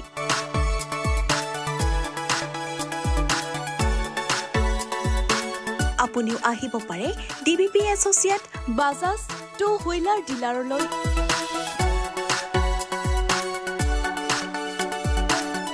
আমাৰ ঠিকনা হৈছে ৱাৰ্ড নং ৮ ঠাকুৰবাৰী ৰোড, ডাকঘৰ, ৰঙাপাৰা, জিলা শোণিতপুৰ, অসম। আমাৰ যোগাযোগ নম্বৰ হৈছে 9435707133 আৰু 9707967285।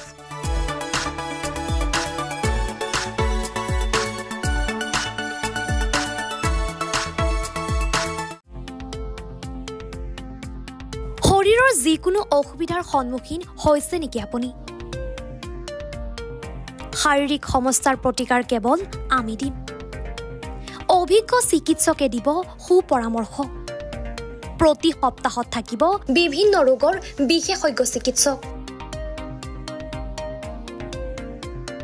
চাবলৈ নাপাহৰিব এনি ভাৰত 24ৰ বিশেষ অনুষ্ঠান স্বাস্থ্য বিশেষ।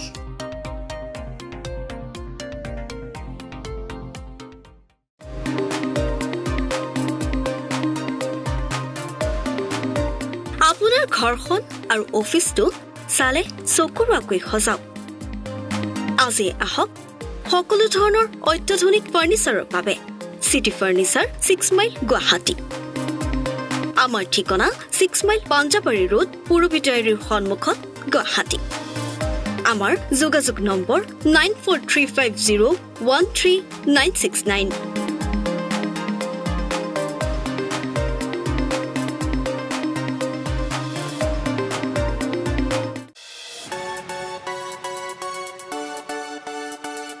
ৰঙাপাৰাবাসীৰ বাবে সুখবৰ। আপুনি যদি দুচকীয়া বাহন ক্ৰয় কৰিব বিচাৰিছে তেন্তে এতিয়াৰ পৰা আৰু চিন্তাৰ কোনো প্ৰয়োজন নাই।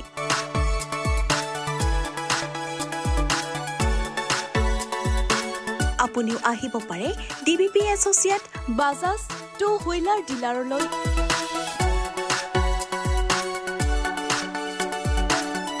আমাৰ ঠিকনা হৈছে ৱাৰ্ড নং ৮ ঠাকুৰবাৰী ৰোড,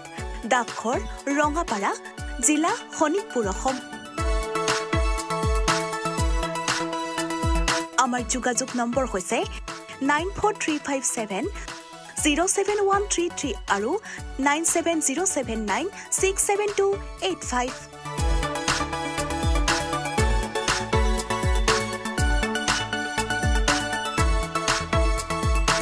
বিৰতিৰ পাছত আমি পুনৰ আলোচনালৈ উভতি আহিছোঁ। এটা গুৰুত্বপূৰ্ণ বিষয়ত আমি আলোচনা কৰি আছোঁ, মহানগৰ মহাসাগৰ কিয়। মই বিৰতিৰ পাছত জয়ন্ত বড়ো ডাঙৰীয়াৰ ওচৰলৈ আহিছোঁ আৰু ডাঙৰীয়াক এটা গুৰুত্বপূৰ্ণ প্ৰশ্ন মই উত্থাপন কৰিব বিচাৰিছোঁ তেখেতৰ ওচৰত। কাৰণ গুৱাহাটী উন্নয়নৰ এখন মাষ্টাৰ প্লেন আছিলে, সম্ভৱতঃ 1983 চনৰ কথা আছিলে। এই মাষ্টাৰ প্লেনখন পৰৱৰ্তী সময়ত কি হ'ল সেই বিষয়ে কাৰো হাতত তথ্য নাইকিয়া হ'ল। আৰু এই মাষ্টাৰ প্লেন যদি সঁচা অৰ্থত কাৰ্যকৰী হ'লহেঁতেন হয়তো আজি এই গুৱাহাটীৰ এই অৱস্থা নহ'লহেঁতেন বুলি বহুতে এই কথা ধাৰণা কৰে। আপুনি কি কয়? চাওক, 86ৰ যিটো মাষ্টাৰ প্লেন আমাৰ নিৰ্মল কুমাৰ চৌধুৰী ছাৰে ডক্টৰ নিৰ্মল কুমাৰ চৌধুৰী ছাৰে তেখেতে বনোৱা। মই যেতিয়া 95ত যেতিয়া প্ৰথম ইণ্ডিপেণ্ডেণ্ট কাউন্সিলাৰ হৈছিলোঁ, 96ত যেতিয়া সেইটো সময়ত আমাৰ মাননীয় প্ৰফুল্ল মহন্ত ডাঙৰীয়াই মানে CM আছিলে। মই তেখেতৰ লগত মানে মেয়ৰ নিৰ্বাচনত তেখেতসকলক কৈছোঁ যে সমৰ্থন দিম, কিন্তু 86 মাষ্টাৰ প্লেনটো ইমপ্লিমেণ্ট কৰিব লাগিব। তেখেতে কৈছিলে যে হ'ব জয়ন্ত, মই এইটো আমিয়ে বনোৱা, এইটো আমি কৰিম। কিন্তু আজিলৈকে সেই মাষ্টাৰ প্লেনটো ইমপ্লিমেণ্ট নহ'ল। আজি যদি সেই মাষ্টাৰ প্লেনটো যদি ইমপ্লিমেণ্ট কৰিলে হয় আজি এই সমস্যাবোৰ নহ'লে হয়। যিবোৰ গ্ৰীণ বেল্ট আছিলে, যিবোৰ মানে যিবোৰ গুৱাহাটীত যেনেধৰণৰ থাকিব লাগিছিলে ঠিক তেনে গুৱাহাটীখন মানে স্প্ৰেড কৰিব দিছিলে, বহল কৰক, বুজিছা নাই? বহল সৰু কৰিব নালাগে, বহল কৰক, বুজিছা নাই? আজি যদি সেই বস্তুটো যদি হ'লে হয় আজি এই বস্তু নহয়, তেতিয়া গুৱাহাটীখন সুন্দৰ লাগিল হয়। এইটো সময়ত কিমান ধৰণৰ সুবিধাটো আছিল। ছাপ'জ উত্তৰ গুৱাহাটীটো স্প্ৰেড কৰিলে হয়, ইফালে আজাৰা, মিৰ্জা, এইপিনে সোণাপুৰ, ক্ষেত্ৰী, এইটো স্প্ৰেড কৰি দিলে, বহল যদি গুৱাহাটীখন কৰিলে হয় আজি এইবোৰ সমস্যা কেতিয়াও নহ'লে হয়। আজি আমি গুৱাহাটীত আমি এতিয়ালৈকে আমি কিজানি সেই মাষ্টাৰ প্লেনটো যদি ইমপ্লিমেণ্ট হ'লে আমি গুৱাহাটীত বহুতে খেতি কৰিও খাই থাকিব পাৰিম, বুজিছানে? আজি তাৰমানে সেইটো এইবোৰ মানে মাষ্টাৰ প্লেনবোৰ হেৰি নকৰাৰ কাৰণে কাৰণ কি চাওক, এইবোৰ বহুত লিখা পঢ়া কৰি কিনে এইবোৰ বহুত ষ্টাডি কৰি মাষ্টাৰ প্লেনবোৰ বনায়। তেখেতসকলৰ নলেজবোৰ গোটেইখিনি সেইবোৰত মানে হেৰি কৰে। কিন্তু তাৰমানে সেইবোৰ মানুহৰ মানে হেৰি নকৰাৰ কাৰণে আজি আমি এই কৃত্ৰিম বানপানীৰ সমস্যাবোৰ আমি ভুগি আছোঁ। আজি যদি এই 86 মাষ্টাৰ প্লেনটো যদি ইমপ্লিমেণ্ট হ'লে হয় আজি এইবোৰ বস্তু নহয়। কাৰণ কিয়, মোৰ মনত আছে এতিয়াও 86 বস্তুলে 86 না কিমানত মই ভৰলটো খান্দি দিছিলোঁ, চৰকাৰক কৈ পেলাই খান্দি দিয়ক। এইটো খান্দাৰ পিছত আপোনাৰ সেইটো সময়ত 2-3 বছৰ মানে কৃত্ৰিম বানপানী হোৱা নাছিলে, বুজা নাই? সৰু এটা উদাহৰণ, বুজা নাই? কাৰণ কি এইবোৰ চাওক, এইটো বহুত মানে কৰাৰ পিছতহে মানে ইমান এটা অভিজ্ঞ মানুহবিলাকে এটা মাষ্টাৰ প্লেন মানে কেলকাতাৰ আৰ্হিত বনাইছিলে। কেলকাতাটো চাব, এই পানী আহিছে এইটো ডুবিব কিন্তু কেতিয়াও নুডুবে। এইটো ব্ৰিটিছে বনোৱা মাষ্টাৰ প্লেন, সেই আৰ্হিতে এই বস্তুটো বনাইছিলে। আজি ইমপ্লিমেণ্ট হ'লে নিশ্চয় তাৰমানে সমস্যা হৈ নাথাকিলেহেঁতেন। এটা গুৰুত্বপূৰ্ণ কথা, আমি যি কথাত গুৰুত্ব দিব লাগে আমি সেই কথাত গুৰুত্ব নিদিওঁ। আমাৰ কিছুমান অসুবিধা আছে, আমাৰ কিছুমান হেৰুৱাবলগীয়া আছে, আমি যাৰ কাৰণে আমি পাব লগা বস্তুটো আমি উপযুক্তভাৱে আমি আহৰণ কৰিব নোৱাৰোঁ। এই ব্যৰ্থতা আমাৰ অসমীয়াৰ আছে। আমাৰ সবাতোকে শোক লগা কথা এই কথা। মই একে সময়তে বড়ো ডাঙৰীয়াক আৰু এটা কথা সুধিব বিচাৰিছোঁ। তেখেতে নিজেই এই কথা উল্লেখ কৰিছে যে 12 বছৰ বয়সৰ পৰা তেখেতে গুৱাহাটীত খেতি কৰাৰ অভিজ্ঞতা তেখেতে অৰ্জন কৰিছে। মই ল'ৰালিকালৰ কথা কৈছোঁ। তেতিয়া আপুনি খেতি কৰিছিলে। আজি গুৱাহাটীখন কি হৈ আছে আপোনাৰ চকুৰ আগত হৈছে। মানপাৰাৰ এগৰাকী স্থায়ী বাসিন্দা জয়ন্ত বড়ো ডাঙৰীয়া, 2টা কাৰ্যকালৰ পাৰিষদ গুৱাহাটী পৌৰ নিগমৰ, যথেষ্ট অভিজ্ঞতা সম্পন্ন এগৰাকী ব্যক্তি। তেখেতে নিজেই ক'লে যে এনেধৰণে আমি ভৰলুখন খান্দি দিছিলোঁ, সেই 3 বছৰ 4 বছৰ বানপানী হোৱা নাছিলে গুৱাহাটী মহানগৰীত। এটা উল্লেখযোগ্য কথা, আমি হেৰুৱাব নোৱাৰা কথা, পাহৰিব নোৱাৰা এটা কথা। আপুনি কি দেখে? যদি আমি ইতিহাসৰ দৃষ্টিলৈও চাওঁ, আমি যদি পুৰণি দিনলৈ উভতি চাওঁ, সেই দিন আৰু আজিৰ দিন ইমান পাৰ্থক্য কিয় হ'ল? আপুনি কি ভাবে? চাওক, গুৱাহাটীত যেতিয়া আমাৰ তেখেতে কৈছে কথাটো ক'লে যে গুৱাহাটীমুখী, গোটেই গুৱাহাটীমুখী, তাৰমানে অসমৰ যিমানবোৰ গাঁৱে ভূঞে মানুহখিনি গুৱাহাটীত থাকিব বিচাৰে। তো গুৱাহাটীত আজি মাষ্টাৰ প্লেনটো নোহোৱাৰ কাৰণে এই অৱস্থাটো হৈছে। আজি চাওক, আজি মোৰ মানে দেউতাও নাজানে কেতিয়া আহিছিলে, দেউতাৰো জন্ম ইয়াতে, দেউতাৰো জন্ম আমি কেতিয়া ধৰণে আহিছোঁ কেতিয়াৰ পৰা আছোঁ আমি সঠিক তথ্য নাই সঠিক আমাৰ তথ্য নাই আমাৰ খেতিটোৱেই মানে আমাৰ উপাৰ্জন আছিলে মোৰ দেউতা মানে সৰুতে ঢুকালে তেতিয়া মই সৰুৰ পৰা মই খেতিৰ কামত লাগি গ'লোঁ বুজিছানে খেতিও কৰোঁ আপুনি মই পঢ়োঁ তোৰ গণেশপাৰাৰ পৰা আপোনাৰ আৰ্য স্কুলত পঢ়িছিলোঁ মই কমে আপোনাৰ 8-9 কিলোমিটাৰ খোজকাঢ়ি আহোঁ তেতিয়া বাছ নাই কেঁচা ৰাস্তা বুজা নাই আৰু যাওঁ এই মস্ত বেগ এটা লৈ গ'লে তাই সেই হিচাপে মানে গোটেই গুৱাহাটী আজি এটা সময়ত চাগে এতিয়া আমি চিৰাখানাত আহিছিলোঁ এতিয়া ৰঙা বিল্ডিং আটাৰ মিল এখন আছিলে সেই বিল্ডিংটো চাই আহিছিলোঁ পথাৰৰ মাজেদি গৈ আমি চিৰাখানা চাইছিলোঁ তো সেইটো এটা পৰিৱেশ সেই যিটো পৰিৱেশটো আছিলে আমাৰ যিবোৰ ঘৰ আছিলে আমাৰ মানে সেই আমাৰ ফটাশিল পাহাৰৰে কাঠ কাটি দেউতাহঁতে মানে শাল কাঠ কাটি আমি ঘৰ এতিয়াও আছে সেইবোৰ মানে কাঠ সেইবোৰ ঘৰ এতিয়াও আছে বুজিছানে তেনেধৰণৰ পৰিৱেশত আমি তাৰমানে কেতিয়াও এনেকুৱা ভাবে মই সেই আগৰে মানুহ নেকি বুজিছানে তেনেকুৱা মনত তাৰমানে এনেকুৱা ধৰণৰ মনত আহি যায় কেতিয়াবা কিন্তু মোৰ মানে সেই মোৰ এটা সৰুতে এটা বেমাৰ হৈছিল তাৰমানে টাইফইড এটা হৈছিল টাইফইড হ'লে ব্ৰেইনৰ মানে অলপ মানে হেৰি হৈ গ'ল মোৰ চৰ্ট হ'ল মই মানে পাহৰি যাওঁ বুজিছা তাৰ কাৰণে লিখা পঢ়া মই তেনেধৰণৰ কৰিব নোৱাৰিলোঁ মানে পাহৰি যাওঁ মই সেইকাৰণে পাহৰাৰ কাৰণে মুঠফুলি মই মানে আজি মানে বহুত ধৰণৰ টেনশ্যন ফ্ৰী পাহাৰটো ভাল বুজিছানে বহুত টেনশ্যন ফ্ৰী সেইটোৰ কাৰণে পাহাৰৰ কাৰণে মোৰ টেনশ্যন ফ্ৰী কাৰণ সেইবোৰ দিনবোৰ বুজিছানে আমি কেনেকুৱা তাৰমানে আছিলোঁ এই নৰকাসুৰ তাৰপিছত আপোনাৰ জুতীয়া এইবোৰত আমি আহিছিলোঁ তেতিয়া মোৰ ESD আছিলে যাব বুজিছেনে কিমান গুৱাহাটী খানাপাৰাত মোৰ হেৰি আছিলে 6 মাইলত হেৰি আছিলে ভৰলু উজান বজাৰ নৱৰং ক্লাবৰ মই আপোনাৰ 9 বছৰ মই হেৰি প্ৰেচিডেণ্ট আছিলোঁ নৱৰং ক্লাব গুৱাহাটী উজান বজাৰ নৱৰং ক্লাব বুজিছানে তো তেনেধৰণৰ গোটেই গুৱাহাটী মালিগাঁৱত বহুত তাৰমানে ভাল বন্ধু বান্ধৱ আছিল তেনেধৰণৰ হেৰি আছিল কিন্তু সেইটো দিন আৰু আজিৰ দিন বহুত ডিফাৰেঞ্চ এতিয়া চাওক এতিয়া হ'ল কি বৰ্ষাপাৰা ষ্টেডিয়ামৰ পৰা সেইখিনি আপোনাৰ 366 বিঘা এটা মানে হেৰি আছিলে তাৰমানে হেৰি আৰু এই চৰণীয়া পথাৰ তাৰমানে বৰ্ষাপাৰা ষ্টেডিয়ামৰ পৰা বৰ্ষাপাৰাৰ ষ্টেডিয়ামটোত আছিলে আপোনাৰ সেইখিনি জেগাটোত আছিলে বেনাৰ্জী ভাট্টা বুলি ইটা ভাট্টা এটা আছিলে তাত তাৰমানে ডাঙৰ মানে মাটি খান্দোতে ইটা বনাব ডাঙৰ ফিচাৰী হৈছিলে বুজিছানে আমি তাৰমানে তেতিয়া সেই ৰাধা পুখুৰী কৃষ্ণ পুখুৰী সেইবোৰ মানে আগৰ যুগৰ মানুহবিলাকে সেইটো নামাকৰণ তাৰমানে ক্ৰমান্বয়ে কি হ'ল মানুহৰ কি মাটিৰ প্ৰতি লোভ বাঢ়িলে লোভ বঢ়াৰ পিছত কি হ'লে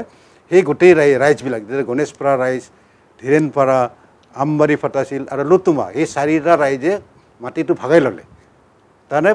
যিটো মানে ভৰলুৰ পশ্চিম দিশৰ যিখিনি হেৰি মাটি আছিলে সেইখিনি আমবাৰী ধীৰেণপাৰা গণেশপাৰা ভাগ কৰি ল'লে আৰু পূবৰ দিশৰ যিটো আমাৰ এইটো বৰ্ষাপাৰা ষ্টেডিয়াম ক্ৰিকেট ষ্টেডিয়ামটো এইটো লুতুমা ৰাইজে ল'লে সিহঁতে শশান মানে বাকীখিনি মানুহক বিক্ৰী কৰি দিলে বুজিছানে পশ্চিম ছাইডৰ মাটিখিনি বিক্ৰী কৰি দিলে মাটিখিনি মই তেতিয়া বাধা দিছিলোঁ যে এইবোৰ চৰকাৰী মাটি নাপায় কিন্তু এই যিটো লুতুমা মানে ৰাখিলে লুতুমা গাঁৱে যিখিনি মাটি ৰাখিলে সেইখিনি তাৰমানে তেতিয়া GMCয়ে তাৰমানে গুৱাহাটী GMCয়ে তাত গাৰ্বেজ ডেম্পিং গ্ৰাউণ্ড কৰিলে জাবৰ জোঁথৰ তাত পেলাৰ পিছত তাৰপিছত আপোনাৰ তাত মানে দুৰ্গন্ধ ফিল আপ কৰে ঠিকেই দুৰ্গন্ধ ওচৰত মানুহ বহি গ'ল তেতিয়া মই সেইটো সময়ত তাতে কাউন্সিলাৰ আছিলোঁ কাউন্সিলাৰৰ কিবা কৈ সেই গাৰ্বেজখিনি সেইটো তাৰ পৰা উঠাই লৈ যোৱা হ'ল তাৰ পৰা মই কৈছিলোঁ যে আপোনাৰ গড়ভাঙা ৰাস্তাত একচুৱেলি দিব লাগে পাহাৰৰ মাজত যদি আমি সেই ডাম্পিং গ্ৰাউণ্ডটো দিলে হয় আজি তাৰমানে দীপৰ বিলৰ ওচৰত দিছে আজি দীপৰ বিলত সেই লেতেৰাবোৰ গৈ আছে বিশুদ্ধ হৈ গৈছে গোটেই আজি যদি গড়ভাঙা সেই ৰাস্তাত দিলে হয় তাতে এটা আপোনাৰ সেই ৰাস্তাত মানে সেই পাহাৰৰ মাজত যদি সেই ডাম্পিং গ্ৰাউণ্ডটো কৰিলে আজিতো এইবোৰ সমস্যা নহ'লে তাৰপিছত আমি যেতিয়া বৰ্ষাপাৰা যিটো ডাম্পিং গ্ৰাউণ্ডটো উঠি গ'ল আমি সেইটো গোটেই ফিল আপ কৰি আমি খেলপথাৰ হিচাপে ৰাখিছিলোঁ তেতিয়া গৌতম ৰয়ে তাৰমানে ভাস্কৰ নগৰত গৈ আছিলে আপোনাৰ গৈ দেখিলে যে ধুনীয়া এটা গ্ৰাউণ্ড আমি ভাবিছোঁ আমি ৰাখিব নোৱাৰোঁ ইপিনে সেইটো সময়ৰ পলিটিকেল কিছুমান তেতিয়া AGPৰ দিন আছিলে তাৰমানে দখল কৰে ইপিনে বুলি তাতকৈ আমি তাৰমানে গৌতম ৰয়ক মানে ষ্টেডিয়াম কৰাৰ কাৰণে দিয়াই ভাল ময়ে সেইটো প্ৰভিজন দিলোঁ বুজিছেনে তাৰপিছত সেই ষ্টেডিয়ামটো হ'লে বৰ্ষাপাৰা ষ্টেডিয়াম তাৰপিছত আপোনাৰ যিটো আপোনাৰ ISBT যিটো হ'লে ISBTত আৰু 67 বিঘা মাটি আছিল আপোনাৰ তাত ভূমিহীন জনজাতি বুলি কিছুমান মানুহ গোটেই দখল কৰি ল'লে মাটি বুজিছানে কৰ হৈ গ'ল সেইটো সময়ত প্ৰফুল্ল মহন্ত ছাৰে মোক ফোন কৰিলে এদিন যে এনেকুৱা জন্তু আমি এটা ভাল এটা অনুষ্ঠান পাতিম যে হেৰি এই কি কয় ইয়াত মানে এটা ভালে এটা আপুনি তাৰমানে কাইণ্ডলি হেৰি কৰক না আপুনি কি কয় এই মানুহখিনিক কিবা কৈ মানে হেৰি কৰক আঁতৰাব লাগে তেতিয়া মই ক'লোঁ চাওক আপোনালোকৰ এতিয়া চৰকাৰ আপোনালোকৰ MLA জন আপোনালোকৰ মানুহ MP জনো আপোনালোকৰ মানুহ ইমান ডাঙৰ মানুহ থাকোঁতে মই এটা সামান্য কামচিলা মই আৰু কি কৰিম এতিয়া নাই আপুনিহে পাৰিব তাৰপিছত গৈ মই সেই ৰাইজৰ লগত আলোচনা কৰিলোঁ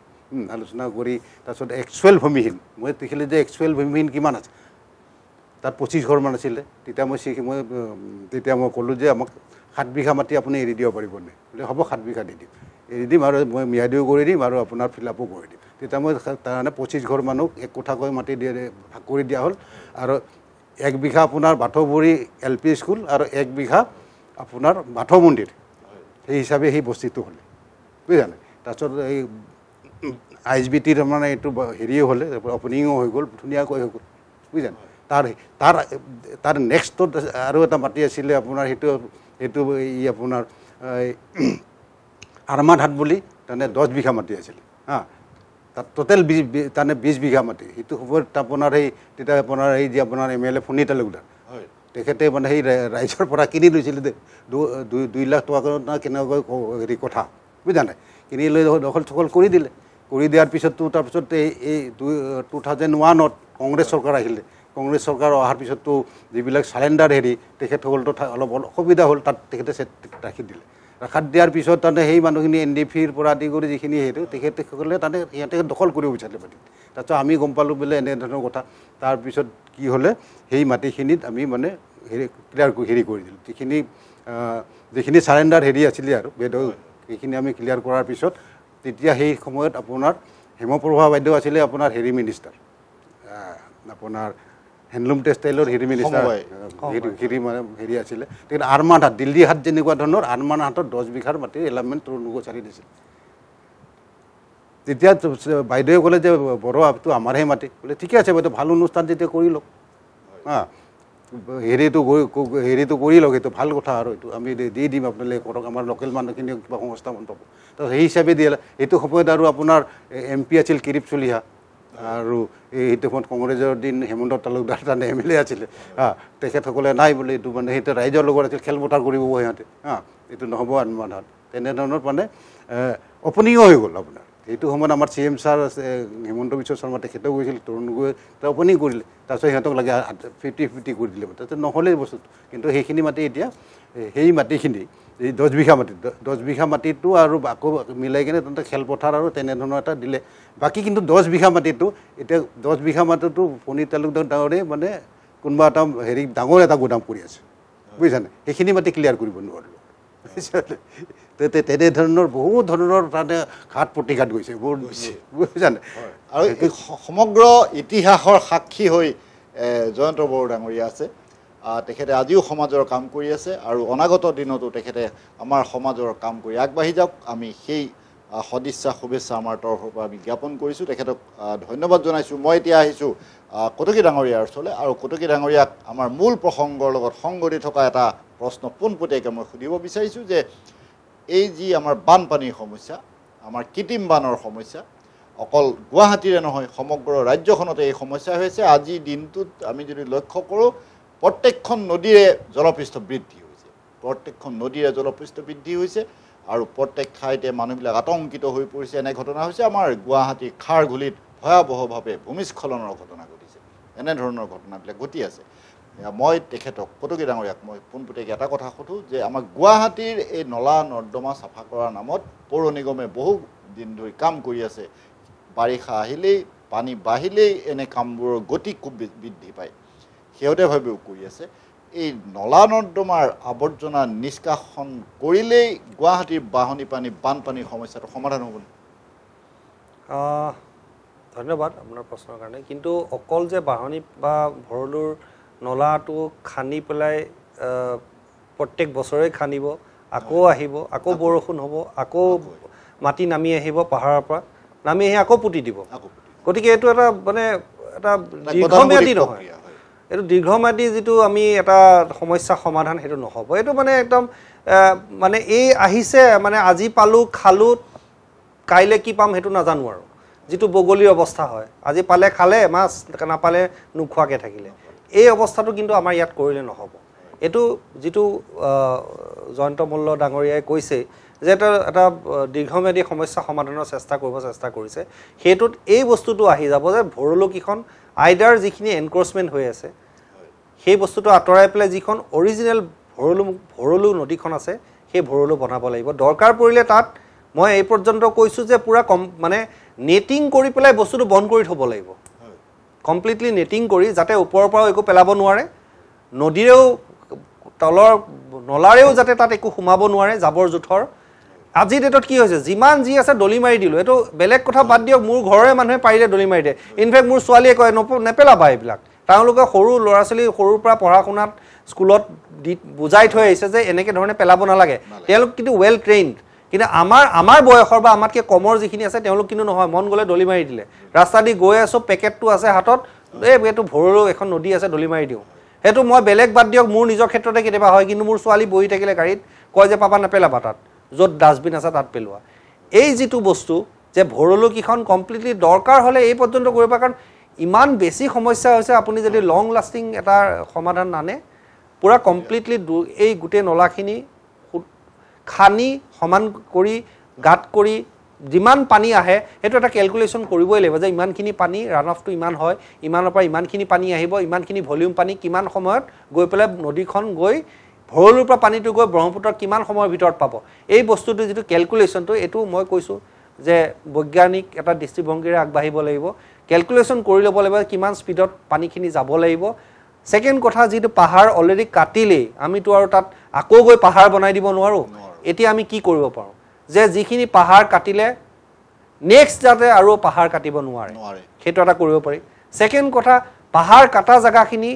য'ত খালী হৈ আছে য'ৰ পৰা চিলটেশ্যন হোৱাৰ সম্ভাৱনা আছে তাত আমি আকৌ ৰিভেজিটেশ্যন যিটো কোৱা যায় যে আকৌ তাত গছ গছনি ৰুই পেলাই আকৌ এটা আগৰ নিচিনা পৰিৱেশটো আনিবৰ কাৰণে এটা চেষ্টা কৰিব পৰা যায় সেইটো এটা ছেকেণ্ড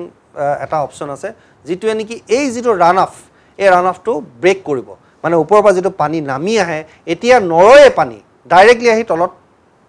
আহি সোমাই যায় নদীখনে লৈয়ে যাব নোৱাৰে ভৰলুৱে হওক এনেইতো ভৰলুখনত ভৰলুৰ ভটোও নাই কিন্তু তথাপিতো যি অকণমান আছে সেইখনেও লৈ যাব নোৱাৰে কাৰণ তাৰ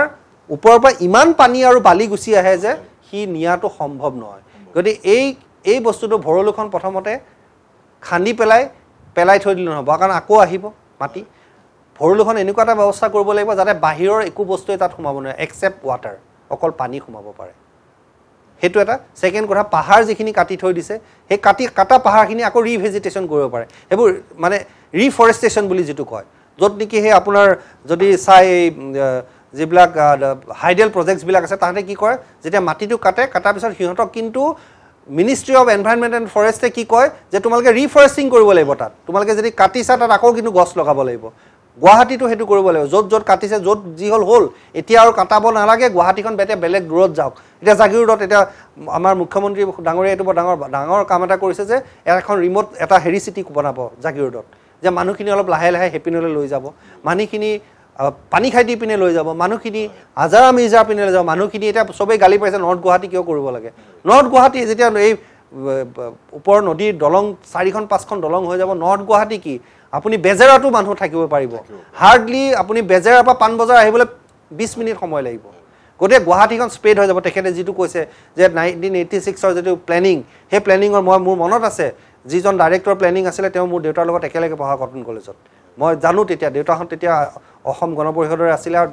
তেখেতৰ লগত খুব ক্লোজলি কামবোৰ কৰি আছিলে কাৰণ মৰিগাঁৱত তেখেতে মিউনিচিপালিটিৰ দেউতাৰ চেয়াৰমেন আছিলে গতিকে তাৰ যিটো প্লেনিং এওঁৰ লগত কৰিছিলে টাউন প্লেনাৰ যিজন একেলগে পঢ়া যিহেতু তেখেতে এই প্লেনিঙত নৰ্মেল নিৰ্মল চৌধুৰী ডাঙৰীয়া যিটো চেয়াৰমেন আছিলে তাতে তেওঁ মেম্বাৰ ছেক্ৰেটাৰী মষ্ট প্ৰবেবলি আছিলে গতিকে তেওঁলোকে খুব সুন্দৰ প্লেনিং কৰি পেলাই কৰিছিলে কামবিলাক গতিকে মই কি কৈছোঁ যে এই বস্তুটো যদি কৰে পাহাৰখিনি আকৌ ৰিফৰেষ্টেশ্যন কৰে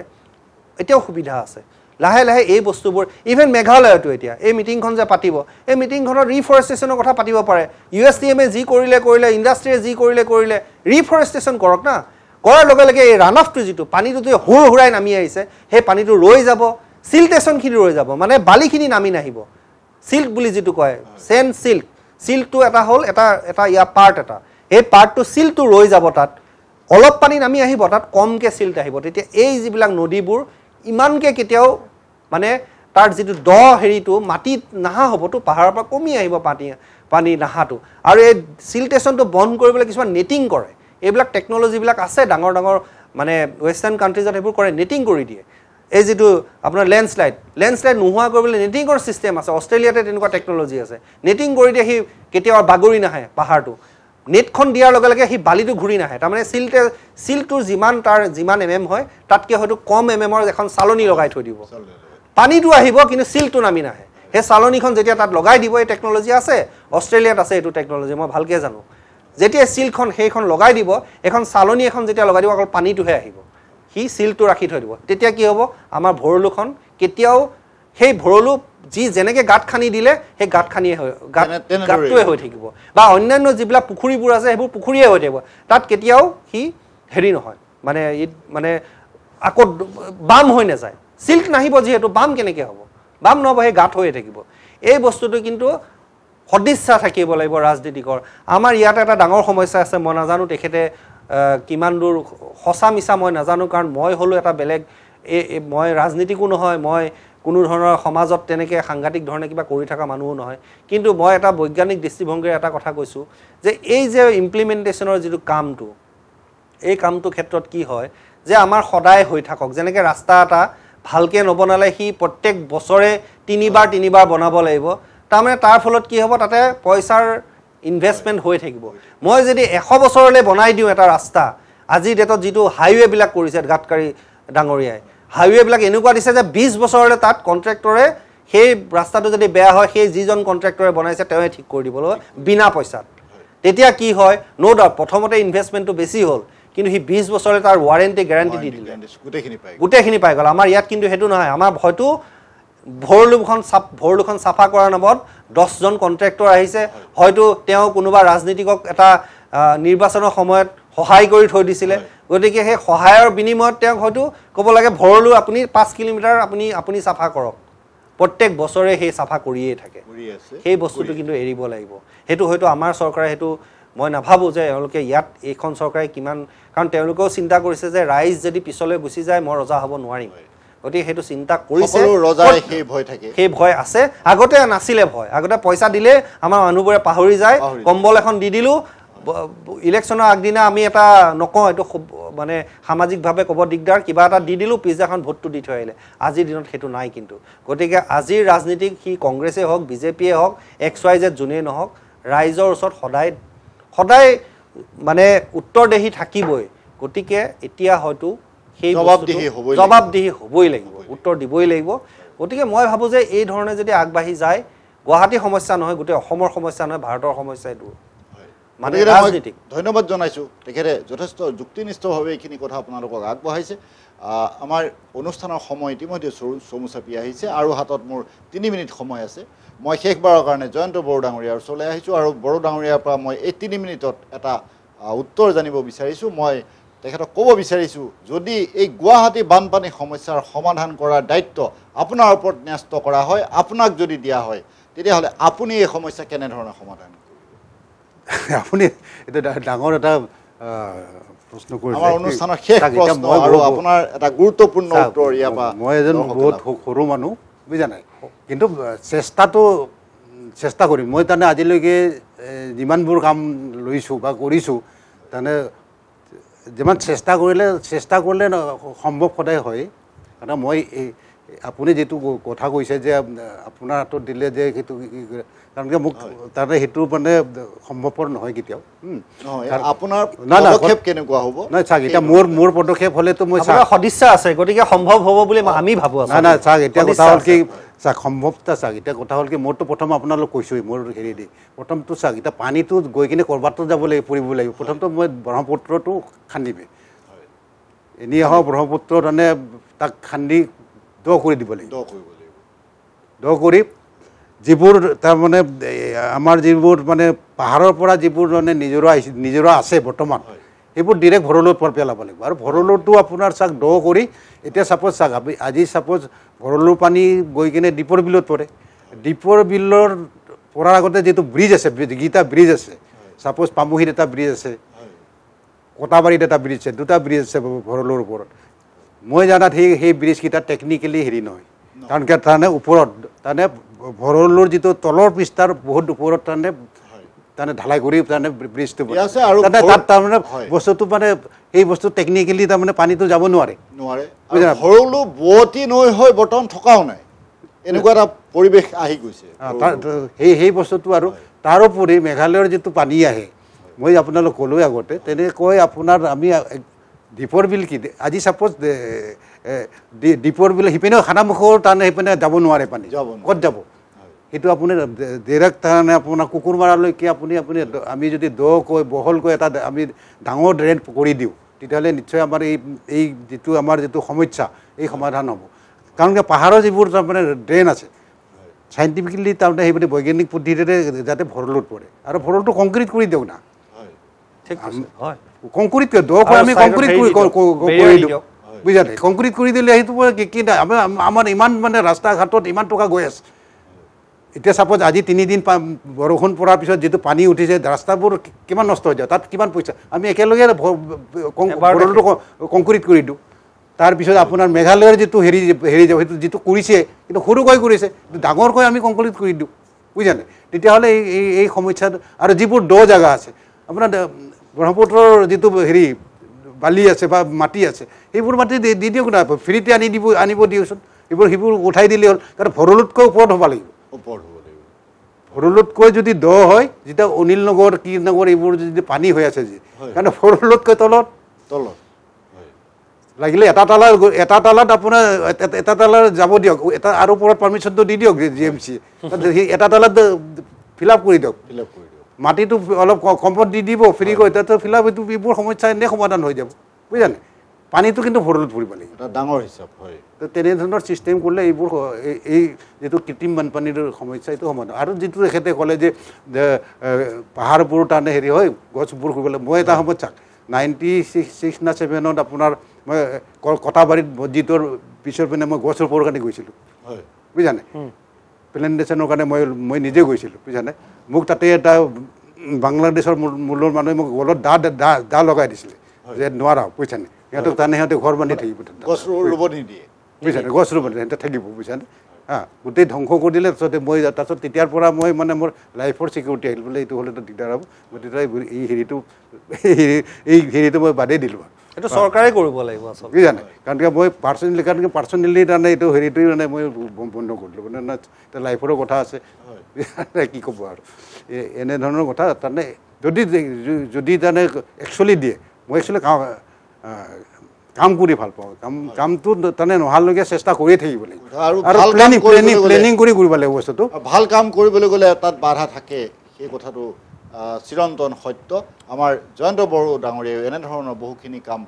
তেখেতৰ মনত আছে তেখেতে কৰিব বিচাৰিছে তেখেতে দুই এটা কাম কৰিছেও তাৰ মাজত বহুখিনি কাম কৰি আছে সমাজৰ কাৰণে আমি তেখেতৰ এই যাত্ৰা অবিৰত হৈ থাকক আমি সেই আশা কৰিছোঁ আমি তেখেতক ধন্যবাদ জনাইছোঁ একে সময়তে ধন্যবাদ জনাইছোঁ আমাৰ শ্ৰমিক কটকী ডাঙৰীয়া তেখেতেও আজি বহু সময় আমাৰ বহুমূলীয়া সময় নষ্ট কৰি বহুমূলীয়া সময় খৰচ কৰি আপোনালোকৰ সন্মুখত ইমানখিনি বক্তব্য আগবঢ়ালে আপোনালোককো ধন্যবাদ জনাইছোঁ এই অনুষ্ঠান এনেধৰণে উপভোগ কৰি থকাৰ বাবে এনেধৰণৰ অন্যান্য অনুষ্ঠান আৰু বিশদ বা বাতৰিৰ বাবে চাই থাকিব এনি ভাৰত 24 এতিয়া বিদায় লৈছোঁ ভালে থাকিব